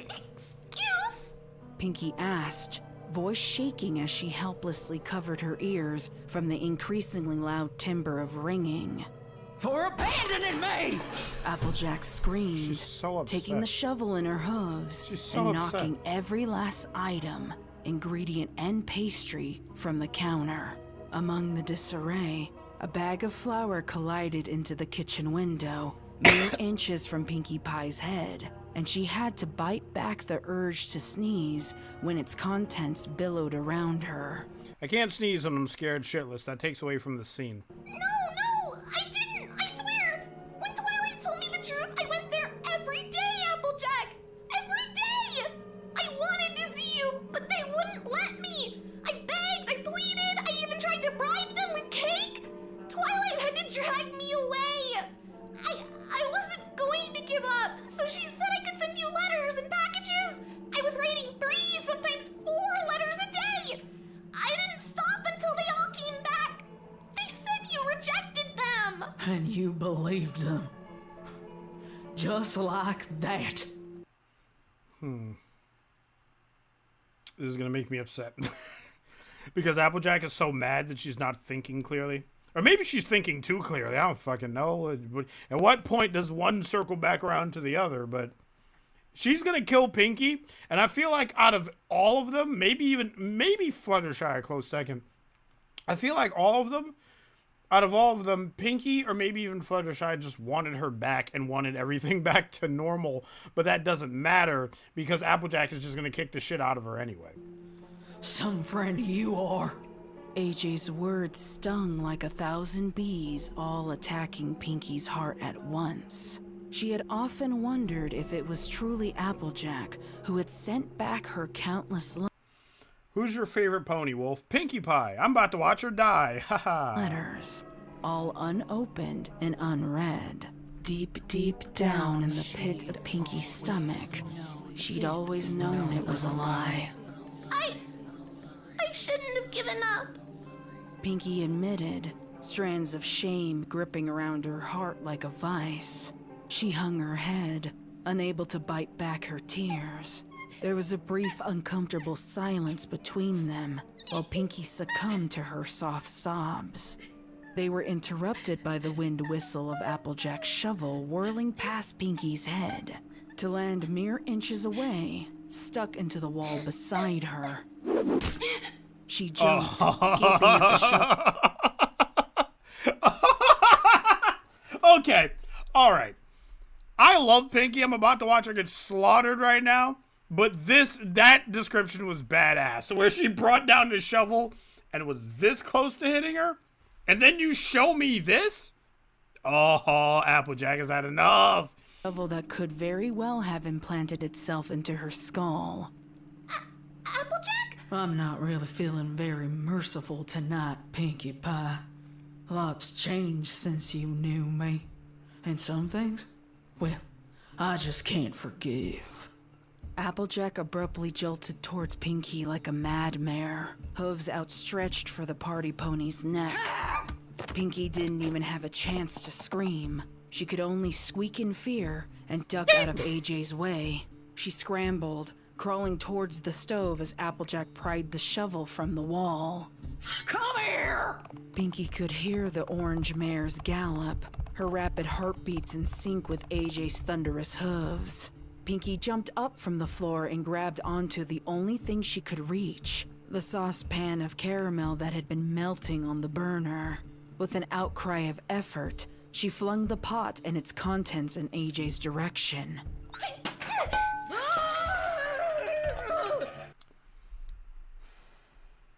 I want everybody to know. Everybody that compares Pinkie to Twilight, I want you to know, in this grimdark fanfiction, in a fit of panic, Pinkie Pie has done more damage to Applejack than Twilight did. I want everybody to be aware of that, alright? So whenever you compare Pinkie and Twilight, you're like, who's the best pony? And I say Pinkie Pie, I don't want to hear anything from anyone, alright? That's all I'm saying. Oh, God! AJ let out a scream of pain and anger, the garbled sounds of her guttural shriek mixing with the ringing in Pinkie's ears. The caramel contents spilled out onto the floor as the saucepan clattered to the ground beside the pair of mares. I'm actually interested to see how this wraps up. Obviously, I can't react to the last two parts until the last part is done. The scenes like this really illustrate that even though Applejack is losing her shit and she's like getting like a fucking Call of Duty kill streak right now, she's not immortal. I'm wondering, like, if something brings Applejack down, what is it gonna be? It's not gonna be Twilight. It can't be Twilight. I feel like after that first scene with her stumbling around in the smoke, no, it can't be Twilight. At first, Pinkie couldn't believe a pony could take a red-hot pan to the face and still remain standing. But with grim realization, she remembered Twilight mentioning an aversion to pain as a side effect from that accursed sleepless potion. But they said they cured you! Pinkie stammered. She was backing herself into a corner while the former farmer stalked ever nearer. You knew they were fucking lying. You knew that I never got any of those goddamn letters, but you still gave up. You gave I don't think she did. up on me. Pinkie knew that if she didn't act fast, she would surely meet her gruesome end. She gathered what courage and stamina she had left and charged into the mare. Hi, Rainbow Wolf. Slamming her head into AJ's chest and forcing her backwards until she hit the countertop. Just want to point out, Pinkie is a fucking earth pony too, so her strength is above average. Pinkie didn't take the momentary victory for granted. She extended her hooves to gather as many pastries and cupcakes as she could reasonably hold from the carnage on the floor. They would be her arsenal of weaponry. Taking one muffin in hoof, she desperately flung it in Applejack's direction, following it up without hesitation with the remaining treats, one by one.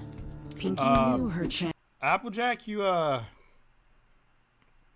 where'd your eyes go?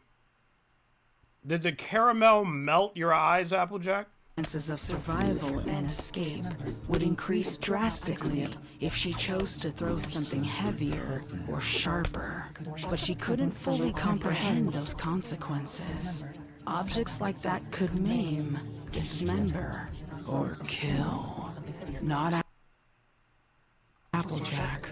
She couldn't do that to Applejack. Yeah, but this isn't like this isn't a fair fight.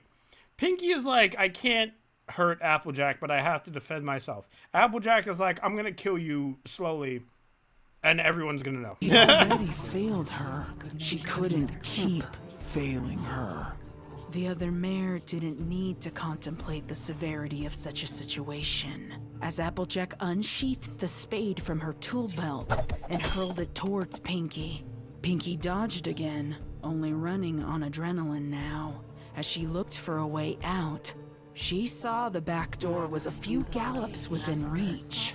But what about the cakes?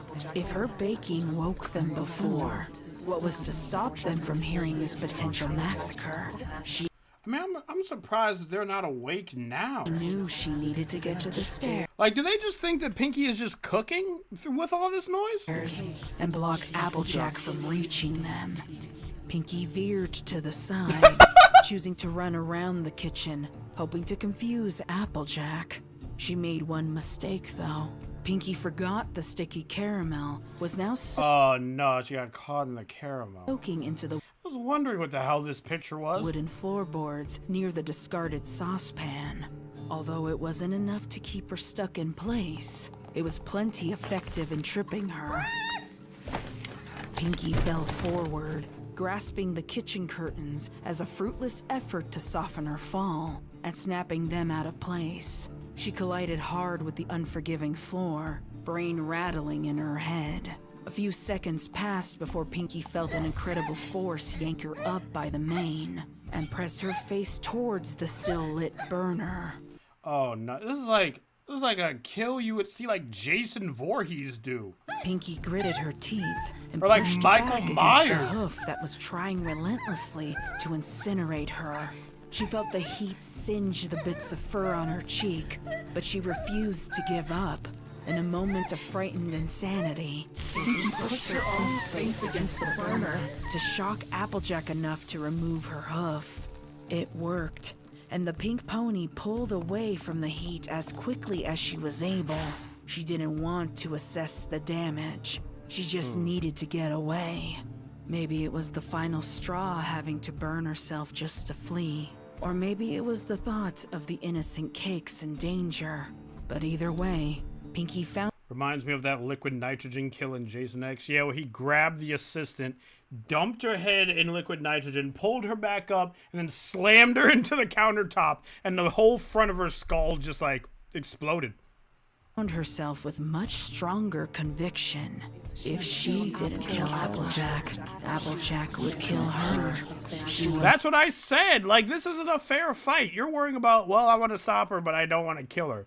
Listen, Pinkie, I know we're, like, not even halfway through this yet. Do what you gotta do. Like, if you have to take her head off, take her head off. A failure, but she wanted to be a live one.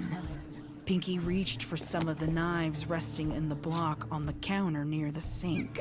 She screamed out, thrusting one at a time at the orange mare. She couldn't be sure, but Applejack seemed to move faster than any pony ought to be able. Not a single knife was successful in its endeavor. She's running on pure rage. Even more frightening was the sight of AJ picking up the discarded knives. Oh, no. She's like, oh, nice throwing knives. My turn. And each of them hit her. Calmly collecting a deck of cards. Pinkie's hoof eventually found nothing but air, and she quickly glanced to the side to see that the knives had all been thrown. Oh, no. In desperation, she grabbed the block of wood they had been resting in and threw that at Applejack while sprinting away from the kitchen. Pinkie's hooves beat against the ground fervently until she spotted two of the very ponies she was trying to protect. Mr. and Mrs. Cake were indeed coming downstairs at the horrendous noise. Oh, no, don't get them involved in this bullshit. But their timing was deadly. As Pinkie Pie retreated, Applejack had decided to try her luck at knife throwing, and her aim was far superior to the frightened party ponies. Yeah. Pinkie collided into the pair of cakes. She tumbled roughly to the ground at their hooves. Screeching, buzzing, and drumming bees whizzed around in Pinkie's head as a headache exploded from the sudden impact. Their angry noises mixed with the ever-present ringing in her ears. It was so encompassing that it deafened the world around her. Pinkie only knew that she was gasping for air because of the violent expansion and contraction of her chest, and the burning in her lungs. Louder and louder the chaos grew, and not even shaky hooves pressing her ears into her skull could stop its ascension. When Makes me Pinkie so finally uncomfortable. opened her eyes to look up, she saw Mrs. Cake's face. The odd expression struck a chord in Pinkie. It was unnerving. The pastry shop matron was pale, wide-eyed, and shaking.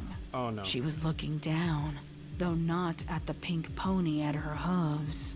Pinkie's gaze followed hers until it fell upon the blade protruding from her friend's chest. Pinkie opened her mouth to scream, but wasn't sure if anything came out. From where Pinkie laid, it seemed as if Mrs. Cake was playing a macabre game of freeze tag. She didn't move. Her chest didn't expand for breath, and her fixed expression didn't change. Then, all at once, Mrs. Cake crumbled to the ground. She got the Pinkie kid. didn't even see the blood until Mr. Cake frantically pried the blade from Mrs. Cake's chest. Here's the thing. If somebody gets stabbed and it gets embedded in your body, you're supposed to keep it there until the doctors remove it. If you remove it, you're just gonna bleed out. Spraying Pinkie's face with his love's viscera. Pinkie knew it in her gut now. Applejack had won. There was no escaping this gruesome end. Who the hell is talking now? Cloud9, is that you? Pinkie awkwardly scrambled backwards, wincing from droplets of blood in her eyes, clouding her vision. The sight before her was too much to bear, so she turned back towards the kitchen to face down her demise head-on. Instead of finding a murderous mare, however, Pinkie met the smiling face of what she could only describe as a demon, its figure aglow. It took a few seconds for her to realize that the glow wasn't from an otherworldly sight. She's had enough. First of all, no amount of therapy is gonna fix whatever the fuck this is. You have to fight her. I don't think you'll win, but you have to fight her. The beginning wisps of flames on cupboards and counters. Fire had broken out in the kitchen, and Pinkie spied the fallen curtain resting and burning on the open stovetop. This was her fault. Abandoning AJ, leaving her loved ones in danger, starting the fire from her carelessness. Pinkie is looking at this the wrong way. Pinkie is like compounding her fucking brain right now, dude. All of it. Pinkie was ready to give up the fight and curl into herself in anguish.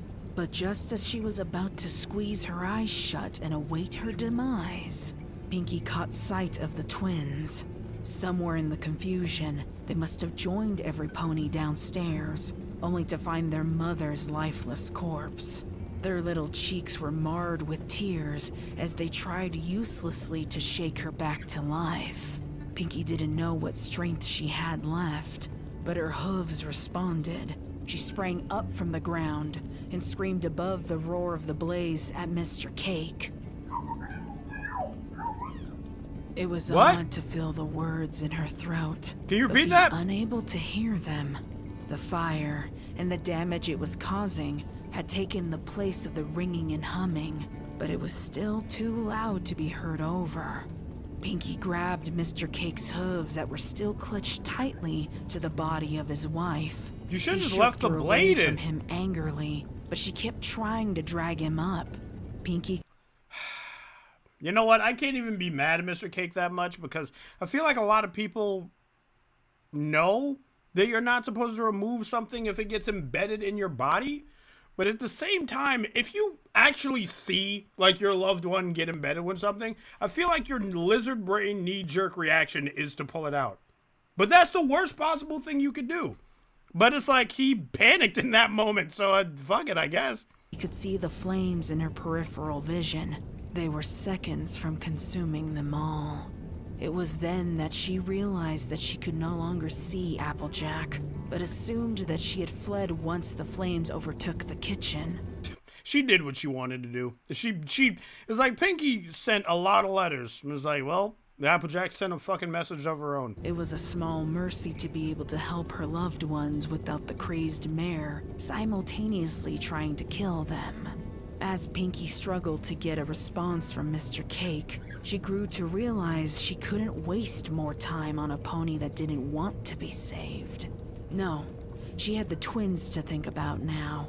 Pound was the closest, and her hooves wrapped around his little waist, prying him from his mother.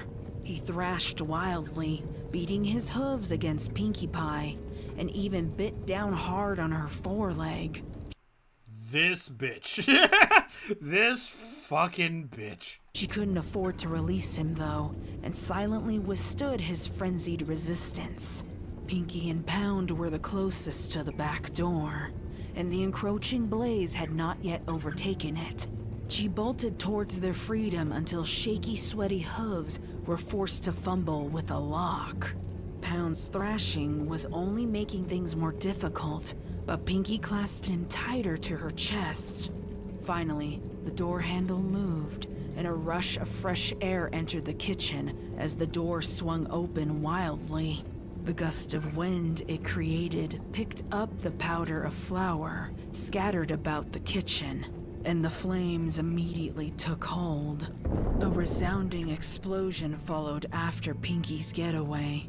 An explosion from what? Who the fuck had a propane tank back there? Sending her and Pound Other twin! kicking her away from him as he bolted free from her grasp.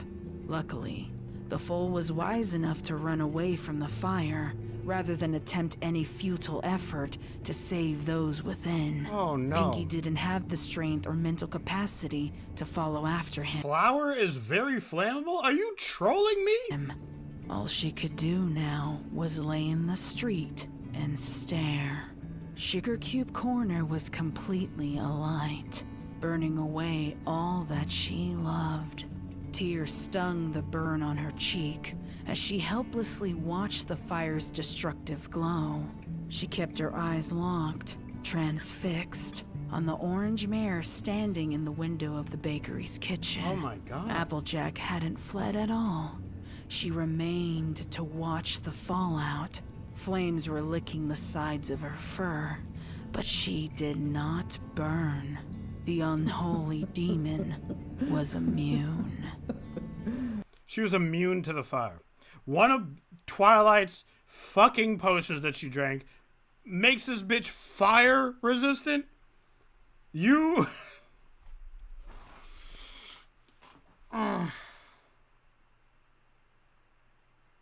Alright, fine. Okay.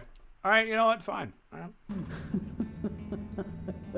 Bitch can't catch on fire. Bitch is faster than the Flash. Bitch has a shovel.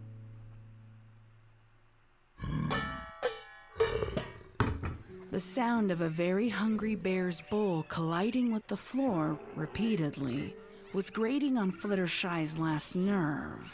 However, he was not the only protester in the little cottage on the outskirts. Feed us, Fluttershy. I know the struggle. My cat always like, feed me, and I'm like, you got food in your bowl. What the fuck? To Ponyville, more than a dozen of Fluttershy's animal friends were. I want you to listen very well in the second half. Listen for something hidden, not really hidden, in the background. Most people only hear it on their second watch. Am I listening for something? Am I listening for something, or am I supposed to see something? Squeaking, shrieking, screaming, and roaring defiantly to be fed. She knew her animals would have been hungry after she had dedicated all of her time to helping her friends. But they were far more unforgiving than she would have thought. All right. Fluttershy said in exasperation as she headed towards the cupboard in the kitchen where she kept nuts and berries. She held a small brass key in her hoof and placed it into the lock on the cupboard, turning it to the side to allow her access. She hated the idea of locking food from her animal friends. But what else could she do? Angel and some of the other forest creatures would often attempt to raid her stash of food and gorge themselves until they were sick, leaving nothing behind for any creature else. I've fed you 3 times already since I've come home. I don't know why you're all acting like you're starving to death. Well, Fluttershy, that's a bear. You know, he needs a lot of food in order to feel full. Because he's a fucking bear. The animals didn't respond, snatching the portions of food she'd pulled out of the cupboard. Oh my god, look at this little fucking gremlin. Can't even wait for it to pour in the bowl. Before she could even lower her hooves, Fluttershy sighed in a mixture of annoyance and relief, seeing her ravenous animals quiet at last. Also, if I miss the thing that I'm listening for, I fully give chat permission to tell me and go back and listen again. I should say that out loud. As they satiated their hunger, she knew that they were all very capable of hunting and gathering food for themselves, but they refused. She wondered, regretfully, if they had relied on her for too long and lost the ability to do so. She turned back. That is a problem, like, this has nothing to do with the story, but like, a problem with like keeping animals in captivity and caring for them, especially wild animals, is that if you care for them for a long time and then you put them back in the wild, they won't know how to fend for themselves because they don't know how to be like animals in the wild.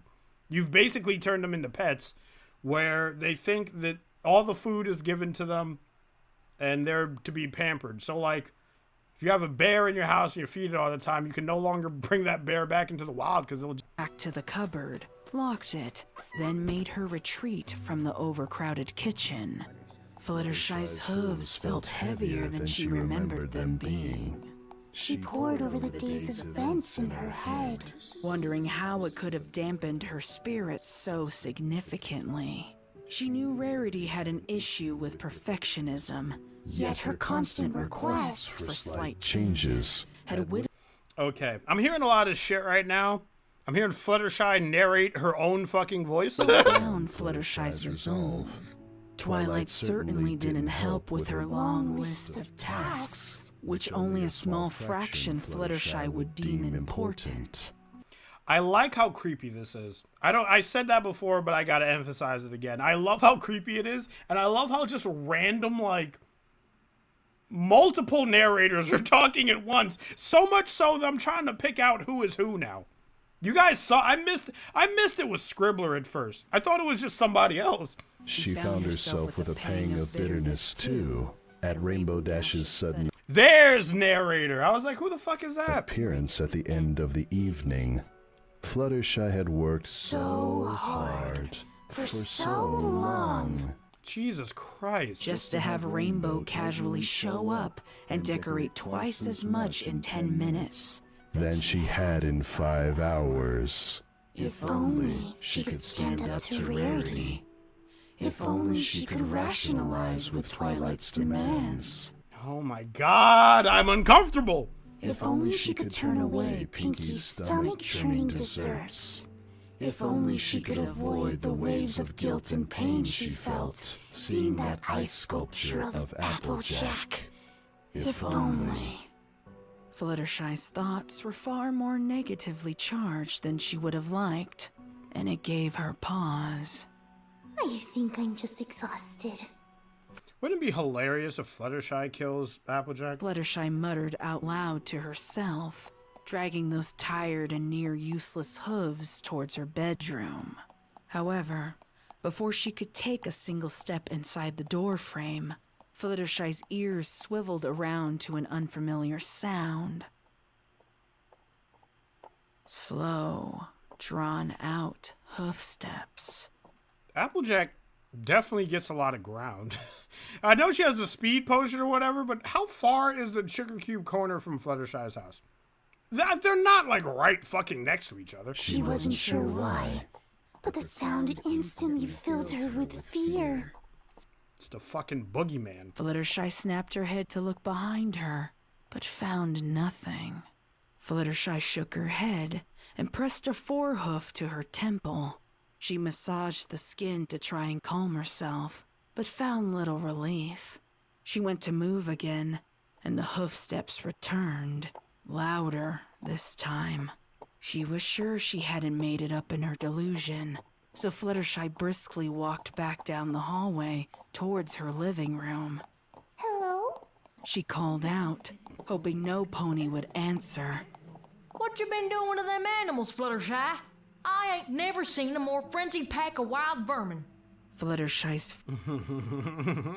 Sup, bitch? fears roared to the forefront of her mind when she came face to face with the only mare who had ever broken her spirit and faith in pony kind. Though her face was obscured, the familiar orange hue, apple cutie mark, worn Stetson, and gathered blonde mane and tail were unmistakable. I gotta imagine that seeing Applejack at this point is kind of like going outside, minding your own business, looking across the street into like a park, and then you just see the fucking Grim Reaper. You just see the Grim Reaper just chilling, and he's like, hey, what's up, buddy? I'm like, what the fuck? Nevertheless, she didn't linger too long on Applejack's overall appearance, but looked instead to the sharpened blade atop the thick shaft held firmly in her grasp. Sharpened, it only huh? dawned on her when she saw the stains of old dirt that this was once a shovel. Now, though, it resembled much more of a weapon. Yeah.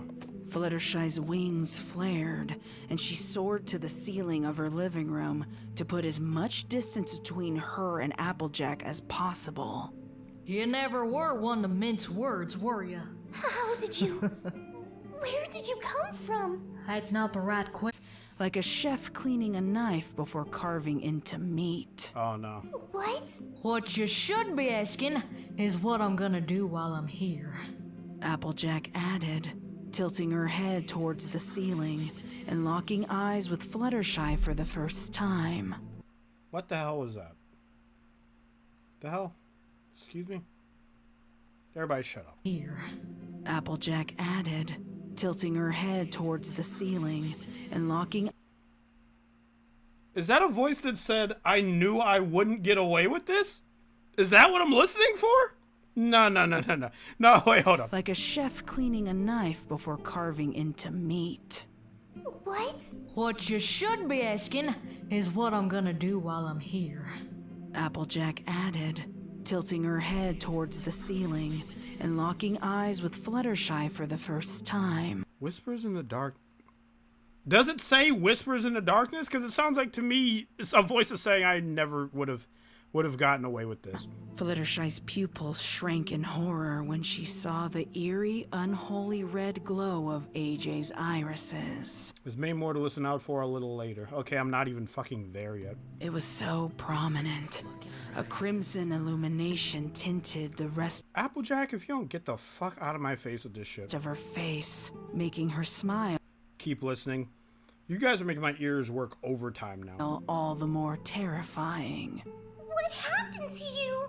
Fluttershy screamed, Now that is pressing a herself million-dollar into the question, farthest isn't it? corner of the ceiling, praying that AJ wouldn't make a move in her direction. Oh, I've got all kinds of new tricks. Wanna see? No. Fluttershy didn't reply.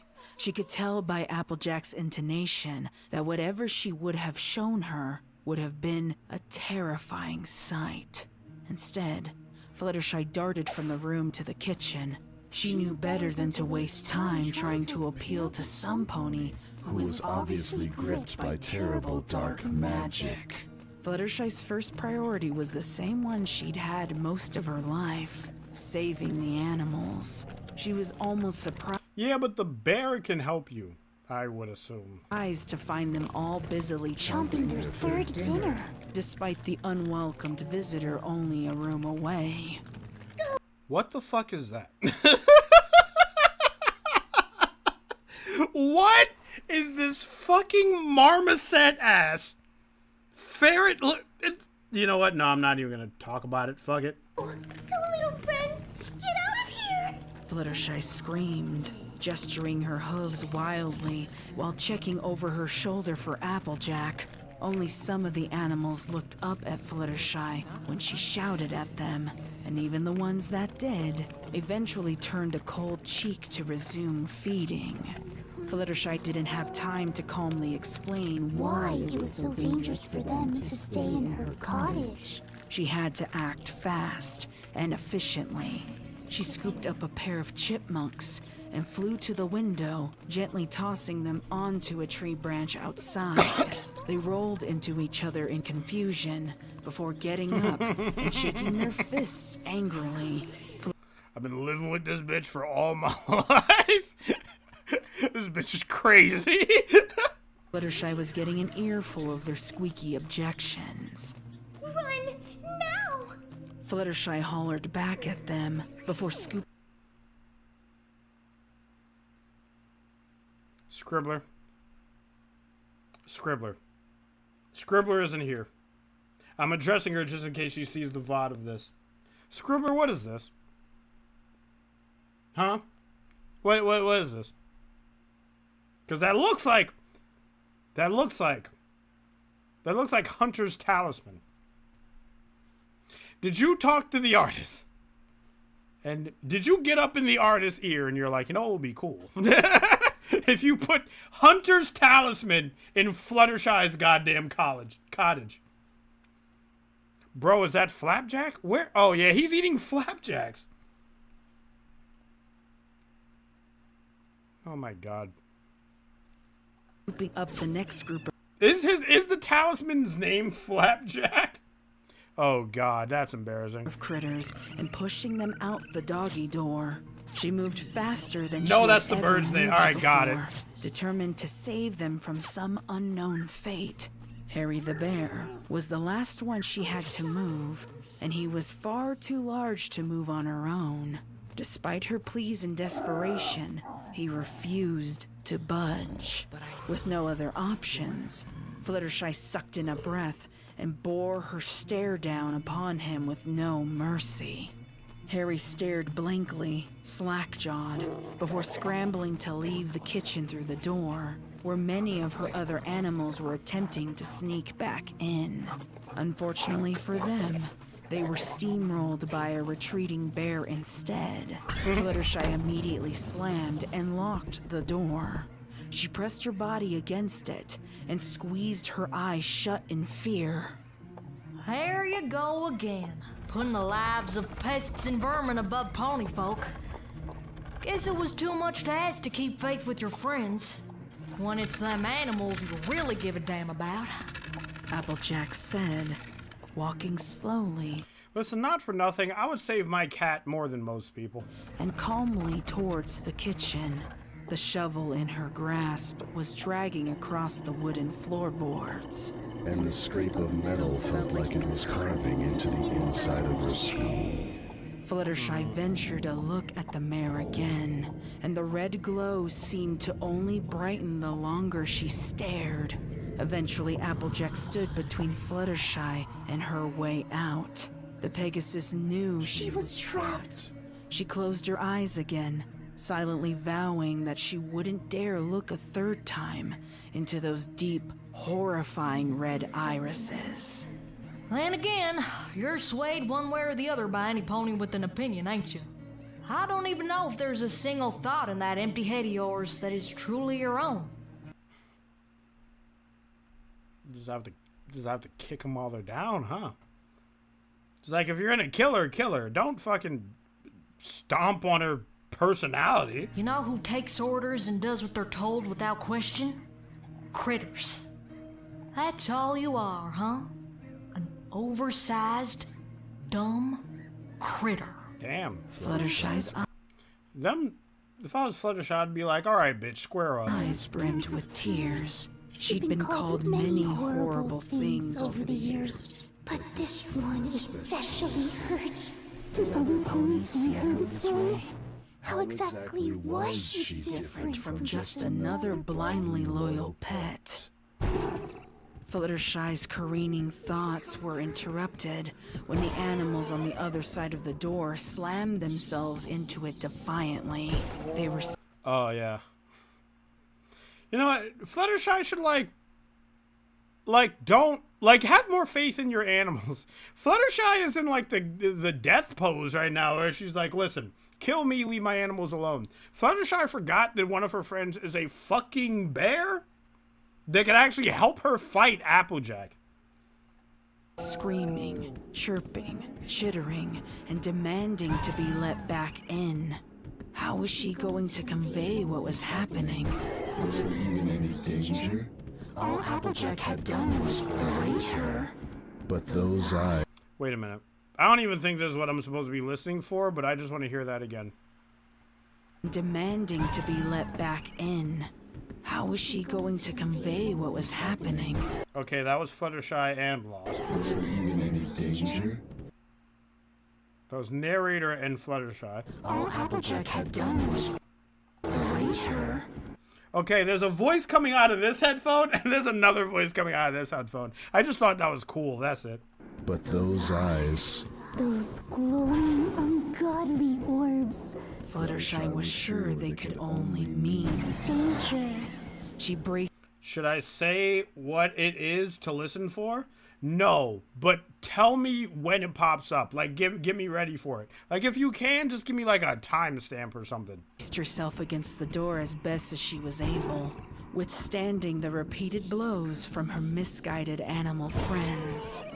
Like, how far away from it am I? Wanna know the thing about critters, Fluttershy? Fluttershy's eyes were still squeezed as tightly shut as she could get them, but she could tell that Applejack was getting closer. Still, she didn't respond. What would have been the point? If some pony wanted to frighten, berate, or debase her, there was little she could do to stop it. Fluttershy could hear the shovel scraping closer and closer as her whimpers swallowed her screams. When the sound held her breath, willing her body to come to a complete standstill, as if it could somehow shield her from what was to come. She felt the hot breath of air on her snout, and she could smell a horrendous unknown stench that followed. Alcohol. The shovel moved again. This time, it sounded like it was being held aloft, in a voice no louder than a whisper. Fluttershy heard the words, "It ain't a crime to kill a critter." Fluttershy's eyes snapped open and she screamed, darting away from the shovel poised above her. She wanted to make a break for the front door, but she caught sight of Angel Bunny in the corner of her eye. She gasped and lunged towards him fearfully, the pair tumbling across the kitchen to land under the table and against the wall. It knocked the wind out of Fluttershy, keeping her disoriented and slumped to the floor. Once she'd taken a few deep breaths, she twisted her body to the side, just as a soft whirring zipped past her ears. Before she could see what it was, she heard the thud of Angel Bunny next to her. Oh no. Yep, screw Angel Bunny, but still, that's really impressive. Why can she throw knives like that? Fluttershy screamed, seeing that the weaponized shovel had effortlessly sliced through her beloved pet's flesh. Splaying him out before her. She turned away immediately. What was that? Holy shit! Wait, whoa! Before her. She turned away immediately, puking violently on the floor amidst a cascade of tears. Her Oh my god, Fluttershy, get your shit together. sobs were loud, but they didn't completely drown out the sound of Applejack simply and stoically opening the door to the animals waiting outside. The sound of the handle clicking and the old hinges squeaking was enough to snap Fluttershy out of her grief. She sucked in a frightened gasp. Her animals. She had to save them, so she clambered her way out from under the table in a frenzy. Fluttershy was so convinced that Applejack was Applejack looks more akin to like... Have you ever seen Chucky? You ever seen how Chucky looks past Chucky 3? You see how his face is kind of like stitched together and all uneven because he fell in a fan in Chucky 3? This is what Applejack looks like. Oh, you've seen better days. You've seen better days, most definitely. Was going on an animal killing spree. That what she actually saw momentarily stunned her into place. Applejack wasn't attacking the animals at all. Her hoof was gingerly cupped to Harry's Listen here, okay. ear, and she whispered something Fluttershy couldn't catch from her distance away. What the hell? I'm really bad on whispers. But then again, you said it wasn't hard to hear, so it's probably not that. Animals at all. Her hoof was gingerly cupped to Harry's ear, and she whispered something Fluttershy couldn't catch from her distance away. Fluttershy didn't understand what she was seeing. Harry was calmly staring straight ahead with a glint of recognition and understanding in his eyes. Her breath caught in her throat when AJ's gaze moved to lock Okay, that was obviously Fluttershy. on hers. Even so, Applejack didn't stop whispering to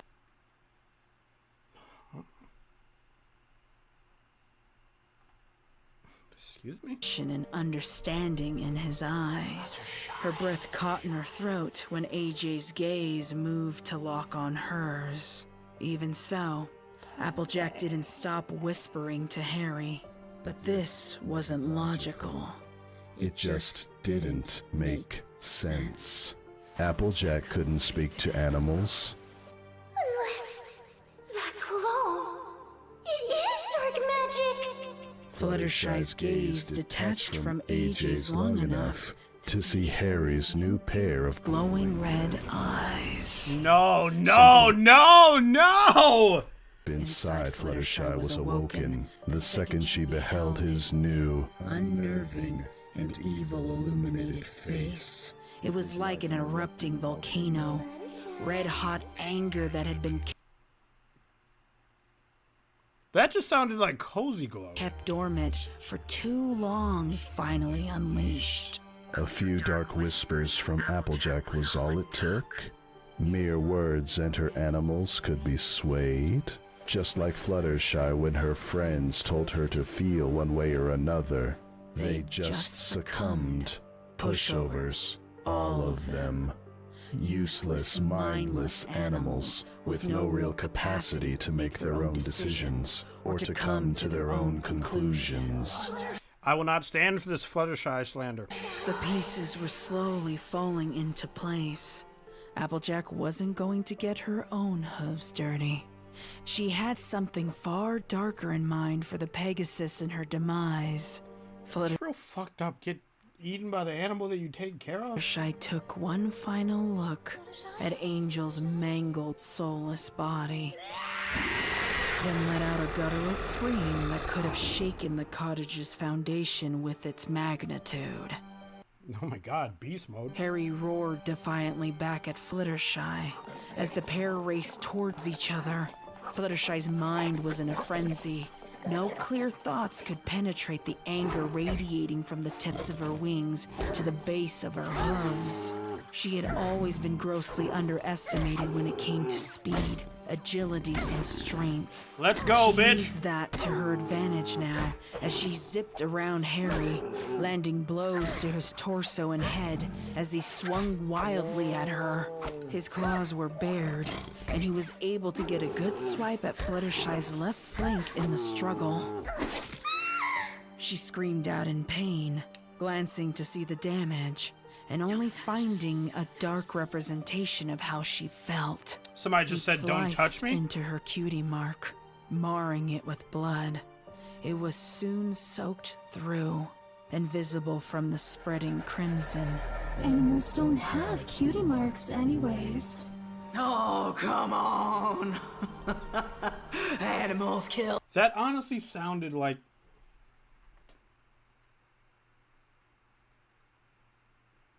Hello? Hey. Anyway, that honestly sounded like Cozy Glow saying animals don't have cutie marks anyways. You gonna jump?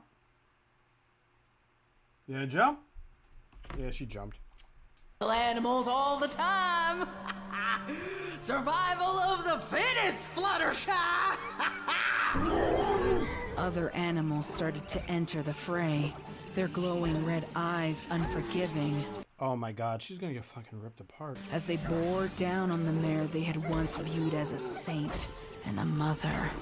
A final pang in Fluttershy's heart echoed through her chest at the sight of her animals turning on her as they did. But these weren't her animals anymore. Applejack had seen to that. Fluttershy couldn't comprehend how she had the capacity to meet each of their blows with one of her own. Her thoughts. Her feelings. Her thoughts are feeling. All pushed out of mind for the will to live. She's putting up more of a fight than Pinkie did. Even through the screeching of birds, screams from the forest critters, and roars from Harry, Fluttershy could hear Applejack's whispers. More and more of her friends were turning on her, intent to kill. Fluttershy kicked and swatted the smaller creatures away from her. As she focused on Harry, his attacks were the most volatile after all. Applejack's laughter grew more thunderous and reverberated with each animal Fluttershy had to fight away. Finally, Fluttershy wrapped her hooves around Harry's neck and pulled hard. The sickening snap was jarring enough for the other attacking animals to silence themselves temporarily. Harry made a soft grunt, like a last gust of wind. Was this her plan all along, to trick Fluttershy into killing Harry so that she could live with the guilt? What the hell? Leaving his lungs. Wait, is that always been her plan? Is that what Applejack is doing? Because that's what happened back at Pinkie Pie's place. Applejack threw the knife that killed Mrs. Cake and then exploded the place, killing Mr. Cake and the other Pound Twin in the process. But Pinkie doesn't see it as something Applejack did. Pinkie feels bad about herself.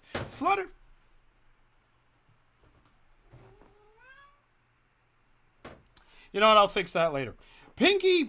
Fluttershy cracked Barry's neck, but she feels guilty. But it's like she's trying to live. Is that always been her plan? Maybe she doesn't want to kill them. She just wants to make them feel like regret. Your cat scared the shit out of me. Yeah, she scared the shit out of me too, man. Join the club. They collapsed hard onto the ground. Reality was slow to set in. Maybe the only pony she really wants to kill is Twilight. Creeping up inside Fluttershy with each swift heartbeat. She had done the unthinkable. The remaining animals looked upon her with the same fear she had shown Applejack minutes earlier. This is the opposite of what Fluttershy wants. Maybe this is like worse than death for Fluttershy. In their glowing eyes, a tiny glimmer of their old selves, stuck in shock. It was Applejack's voice coming from behind her that finally broke the silence. It was not to Fluttershy that she spoke, but to the animals she had corrupted. Finish her. The words. Oh, maybe not. Sickly sweet and sinister. Erased any hope Fluttershy had to leave her cottage without more death by her hooves. She gave in to her outpouring of rage, induced by heartache, as the sweet cottage on the hill turned into a house of horrors.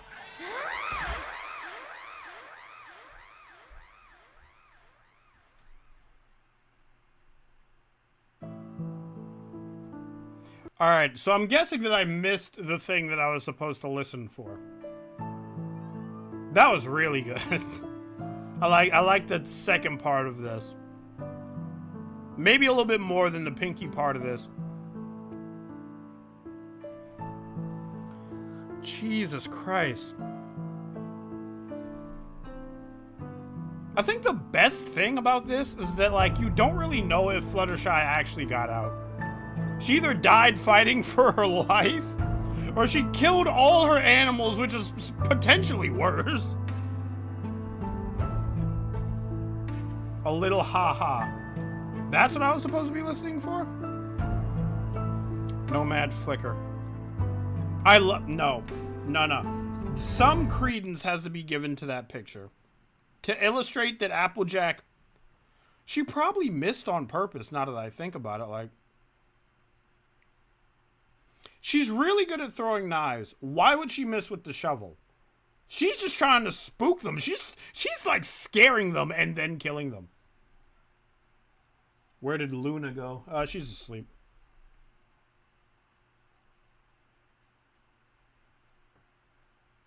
I missed it a little. Oh. Wait, can you, before we end the stream, because we're at the end of the stream, can you tell me where it is? Because I don't want to like look back on it if it's something super important. Somebody give me the time code.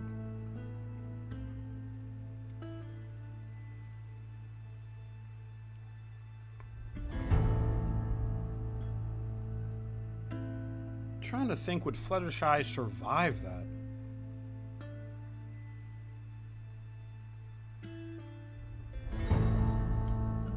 Not Mama. It wasn't it in the fight. Somebody said not Mama? One of the animals said, "Not Mama." It is the segment where Flutters is fighting and everything ramps up, and before at Angel's death. Not Mama, huh? All right, yeah. So you're dead. You're dead. You're dead. Pound is okay. No amount of therapy is ever gonna fix him again. And before at Angel's death. We're gonna go back one more time, and if I can't hear it, I'm just a fucking moron then.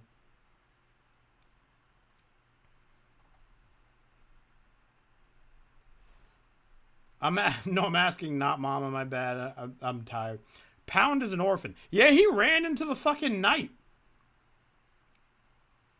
Away from the shovel poised above her, she wanted to make a break for the front door, but she caught sight of Angel Bunny in the corner of her eye. She gasped and lunged towards him fearfully, the pair tumbling across the kitchen to land under the table and against the wall. It knocked the wind out of Fluttershy, keeping her disoriented and slumped to the floor. Once she'd taken a few deep breaths, she twisted her body to the side, just as a soft whirring zipped past her ears. Around where she was holding the door closed and when everyone is freaking out. When she's holding the door closed. Oh no, that's a long scene, dude. It gives really big insight. Alright, if it gives insight, then I'm gonna skip it, because I don't want insight. I want to be as blind as possible. I'm gonna go back to here. And if I miss something, and if I can't find it, just explain it to me. Like, my boyfriend does that to me all the time when we're watching movies together. Okay, obviously Cloud9 did this. Fire Dawn 13.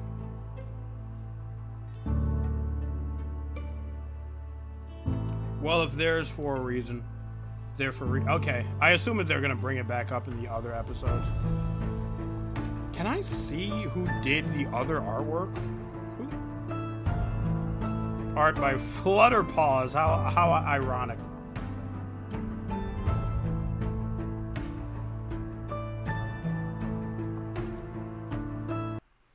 Then just listen to the freaking out place. Okay, if we spend more than 10 minutes on this, I'm gonna be mad.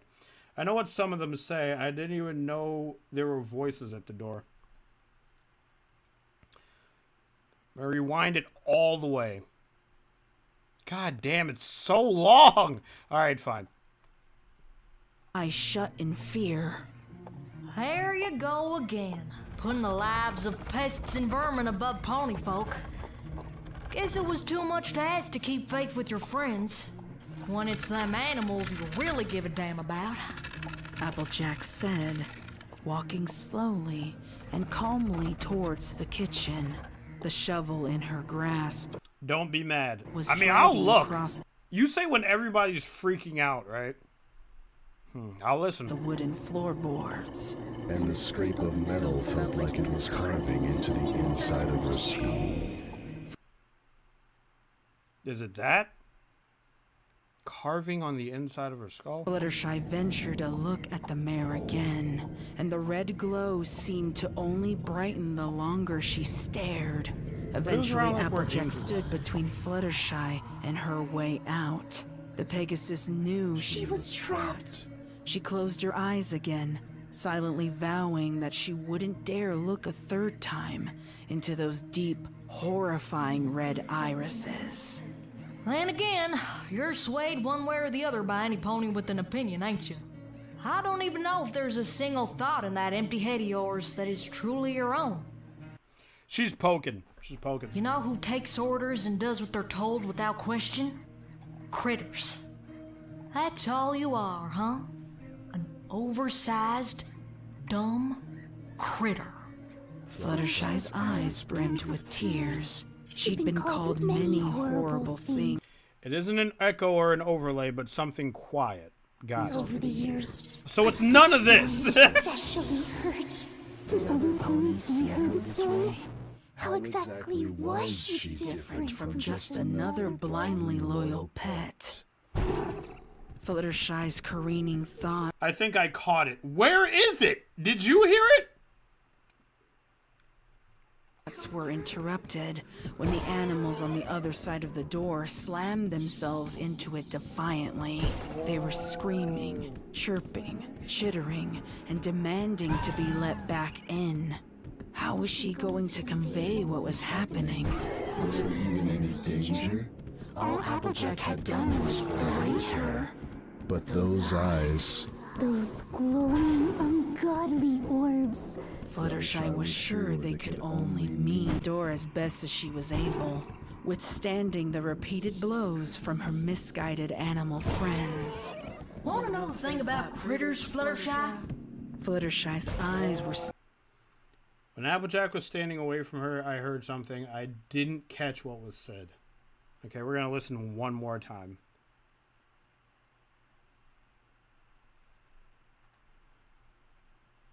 The door.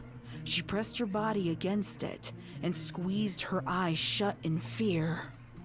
There you go again. Go to 4730. We were nowhere close. Okay. Illusions. The pieces were slowly falling into place. Applejack wasn't going to get her own hooves dirty. She had something far darker in mind for the Pegasus and her demise. Fluttershy took one final look at Angel's mangled, soulless body, then let out a guttural scream that could have shaken the cottage's The roar coming out of Fluttershy? Foundation with its magnitude. Harry roared defiantly back at Fluttershy as the pair raced towards each other. Fluttershy's mind was in a frenzy. No clear thoughts could penetrate. Because I didn't hear anything, dude. The only thing I heard was like the roar coming out of Fluttershy, and Fluttershy sounding like a beast for a second. The pieces were slowly falling into place. Applejack wasn't going to get her own hooves dirty. She had something far darker in mind for the Pegasus and her demise. Fluttershy took one final look at Angel's mangled, soulless body, then let out a guttural scream that could have shaken the cottage's foundation with its magnitude. Harry roared defiantly back at Fluttershy as the pair raced towards each other. Fluttershy's mind was in a frenzy. No clear thoughts could penetrate. It's all throughout the fight. Oh, if that's the case, I'm real embarrassed that I missed it. Radiating from the tips of her wings to the base of her hooves. She had always been grossly underestimated when it came to speed, agility, and strength. She used that to her advantage now as she zipped around Harry, landing blows to his torso and head as he swung wildly at her. His claws were bared, and he was able to get a good swipe at Fluttershy's left flank in the struggle. She screamed out. All I hear is Fluttershy beating the shit out of the bear. In pain, glancing to see the damage, and only finding a dark representation of how and you say it's a whisper, but you say it's not a whisper, but then I hear other whispers. Felt. He'd sliced into her cutie mark, marring it with blood. It was soon soaked through and visible from the spreading crimson. Animals don't have cutie marks anyways. Oh, come on. Animals kill animals all the time. We ain't nothing but Survival animals. of the fittest, Fluttershy! Other animals started to enter the fray, their glowing red eyes unforgiving as they bore down on the mare they had once viewed as a saint and a mother. A final pang in Fluttershy's heart echoed through her chest at the sight of her animals turning on her as they did. Wait a minute. There's a conversation happening. Echoed through her chest at the sight of her animals turning on her as they did. What the fuck? A final pang in Fluttershy's heart echoed through her chest at the sight of her animals turning on her. Okay. There's obviously the fight But someone is talking. If you don't mind me asking, when are you planning on reacting to something sweet to bite? I think I reacted to that already long ago. Something sweet to bite. That's one of the Candy Mare fanfics, right? I remember I reacted to one. I don't even know if that's the same thing, but I might. But yeah, something is... There's a conversation happening in the background. Is that like a fucking memory?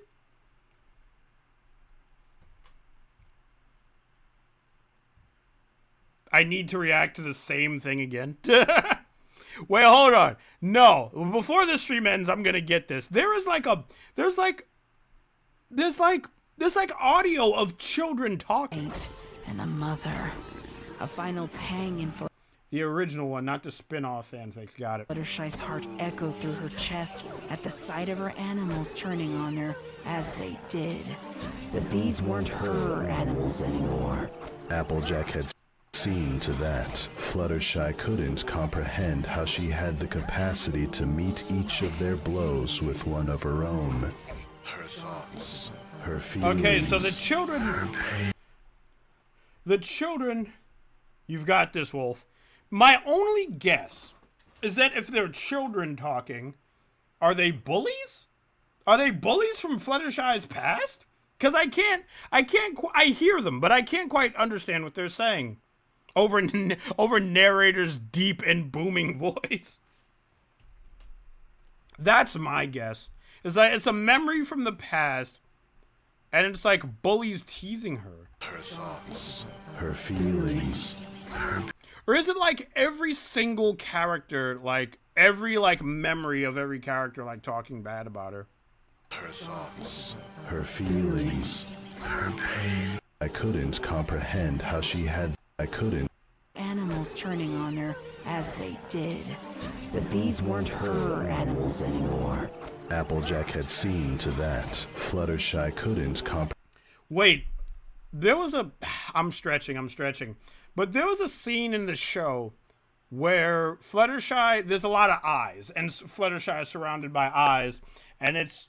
I feel like that scene had a lot of whispering. Is it in it? Is it a callback to that? I might be reaching. Give me my mouse back. Comprehend how she had the capacity to meet each of their blows with one of her own. Her thoughts. Her feelings. Her pain. All pushed out of mind for the will to live. Staring directly into my light. Screeching of birds, screams from the forest critters, and roars from Harry, Fluttershy could hear Applejack's whispers. More and more of her friends were turning on her, intent to kill. Fluttershy kicked and swatted the smaller creatures away from her. As she focused on Harry. Bro, I don't know what that is. It's for the most volatile after all. It just sounds like background audio. Applejack's laughter grew more thunderous. And reverberated with each animal Fluttershy had to fight away. It's even worse than that, and it's not a flashback. Brother, I give up. Finally, Fluttershy wrapped her hooves around Harry's neck and pulled hard. It stops there, but to emphasize Harry getting his neck snapped. And I'm sorry I stopped the whole stream to focus on this, but I really want to get this. The most volatile after all. Applejack's laughter grew more thunderous. And reverberated with each animal. What would this be? Fluttershy had to fight away. Finally, Fluttershy wrapped her hooves. Give me a hint. Because it's just a lot of voices talking. It's a lot of quiet voices talking under narrator's narration. But I don't know what that could be.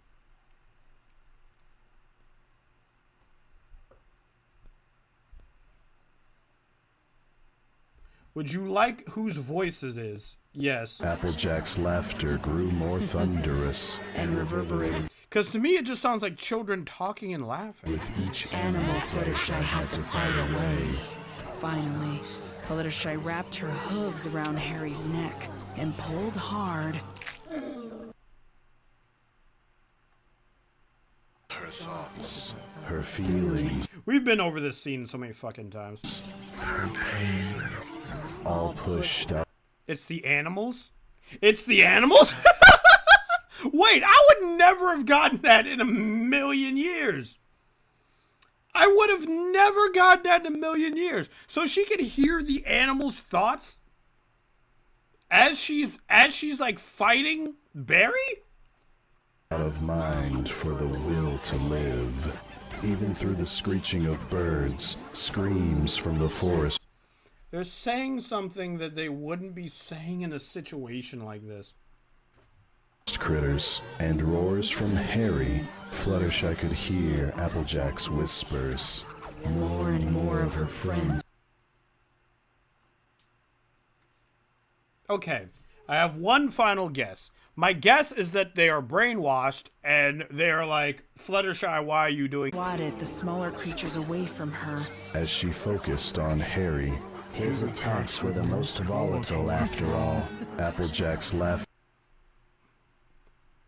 If you need a playlist for something sweet to bite, I can send it to you. Well, I'm not going to do it immediately. Grew more thunderous and reverberated with each animal Fluttershy had to fight away.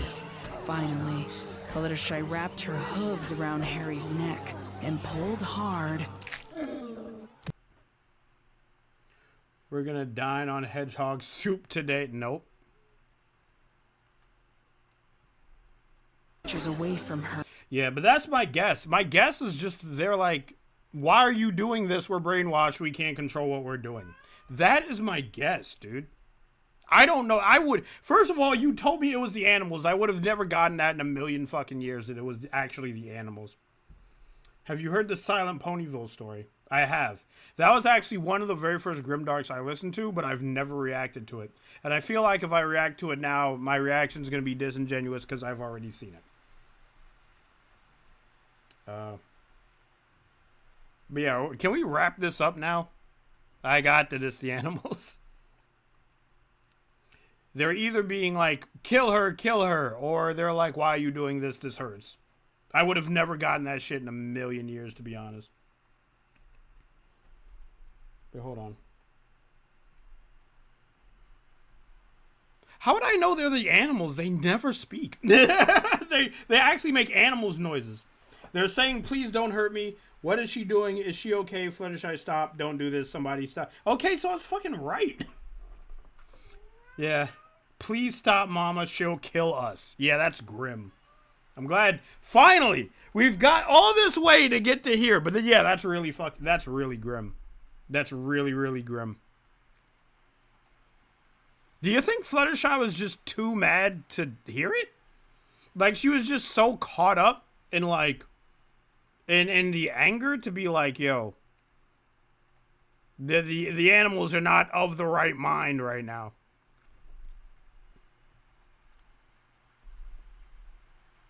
That's so sad. Yeah, so yeah, they were brainwashed, dude. Applejack just fucking, like, gypsy whispered to him or some shit, like. But yeah, I'm excited for the next two chapters. I heard through Scribbler that there are only 2 more chapters.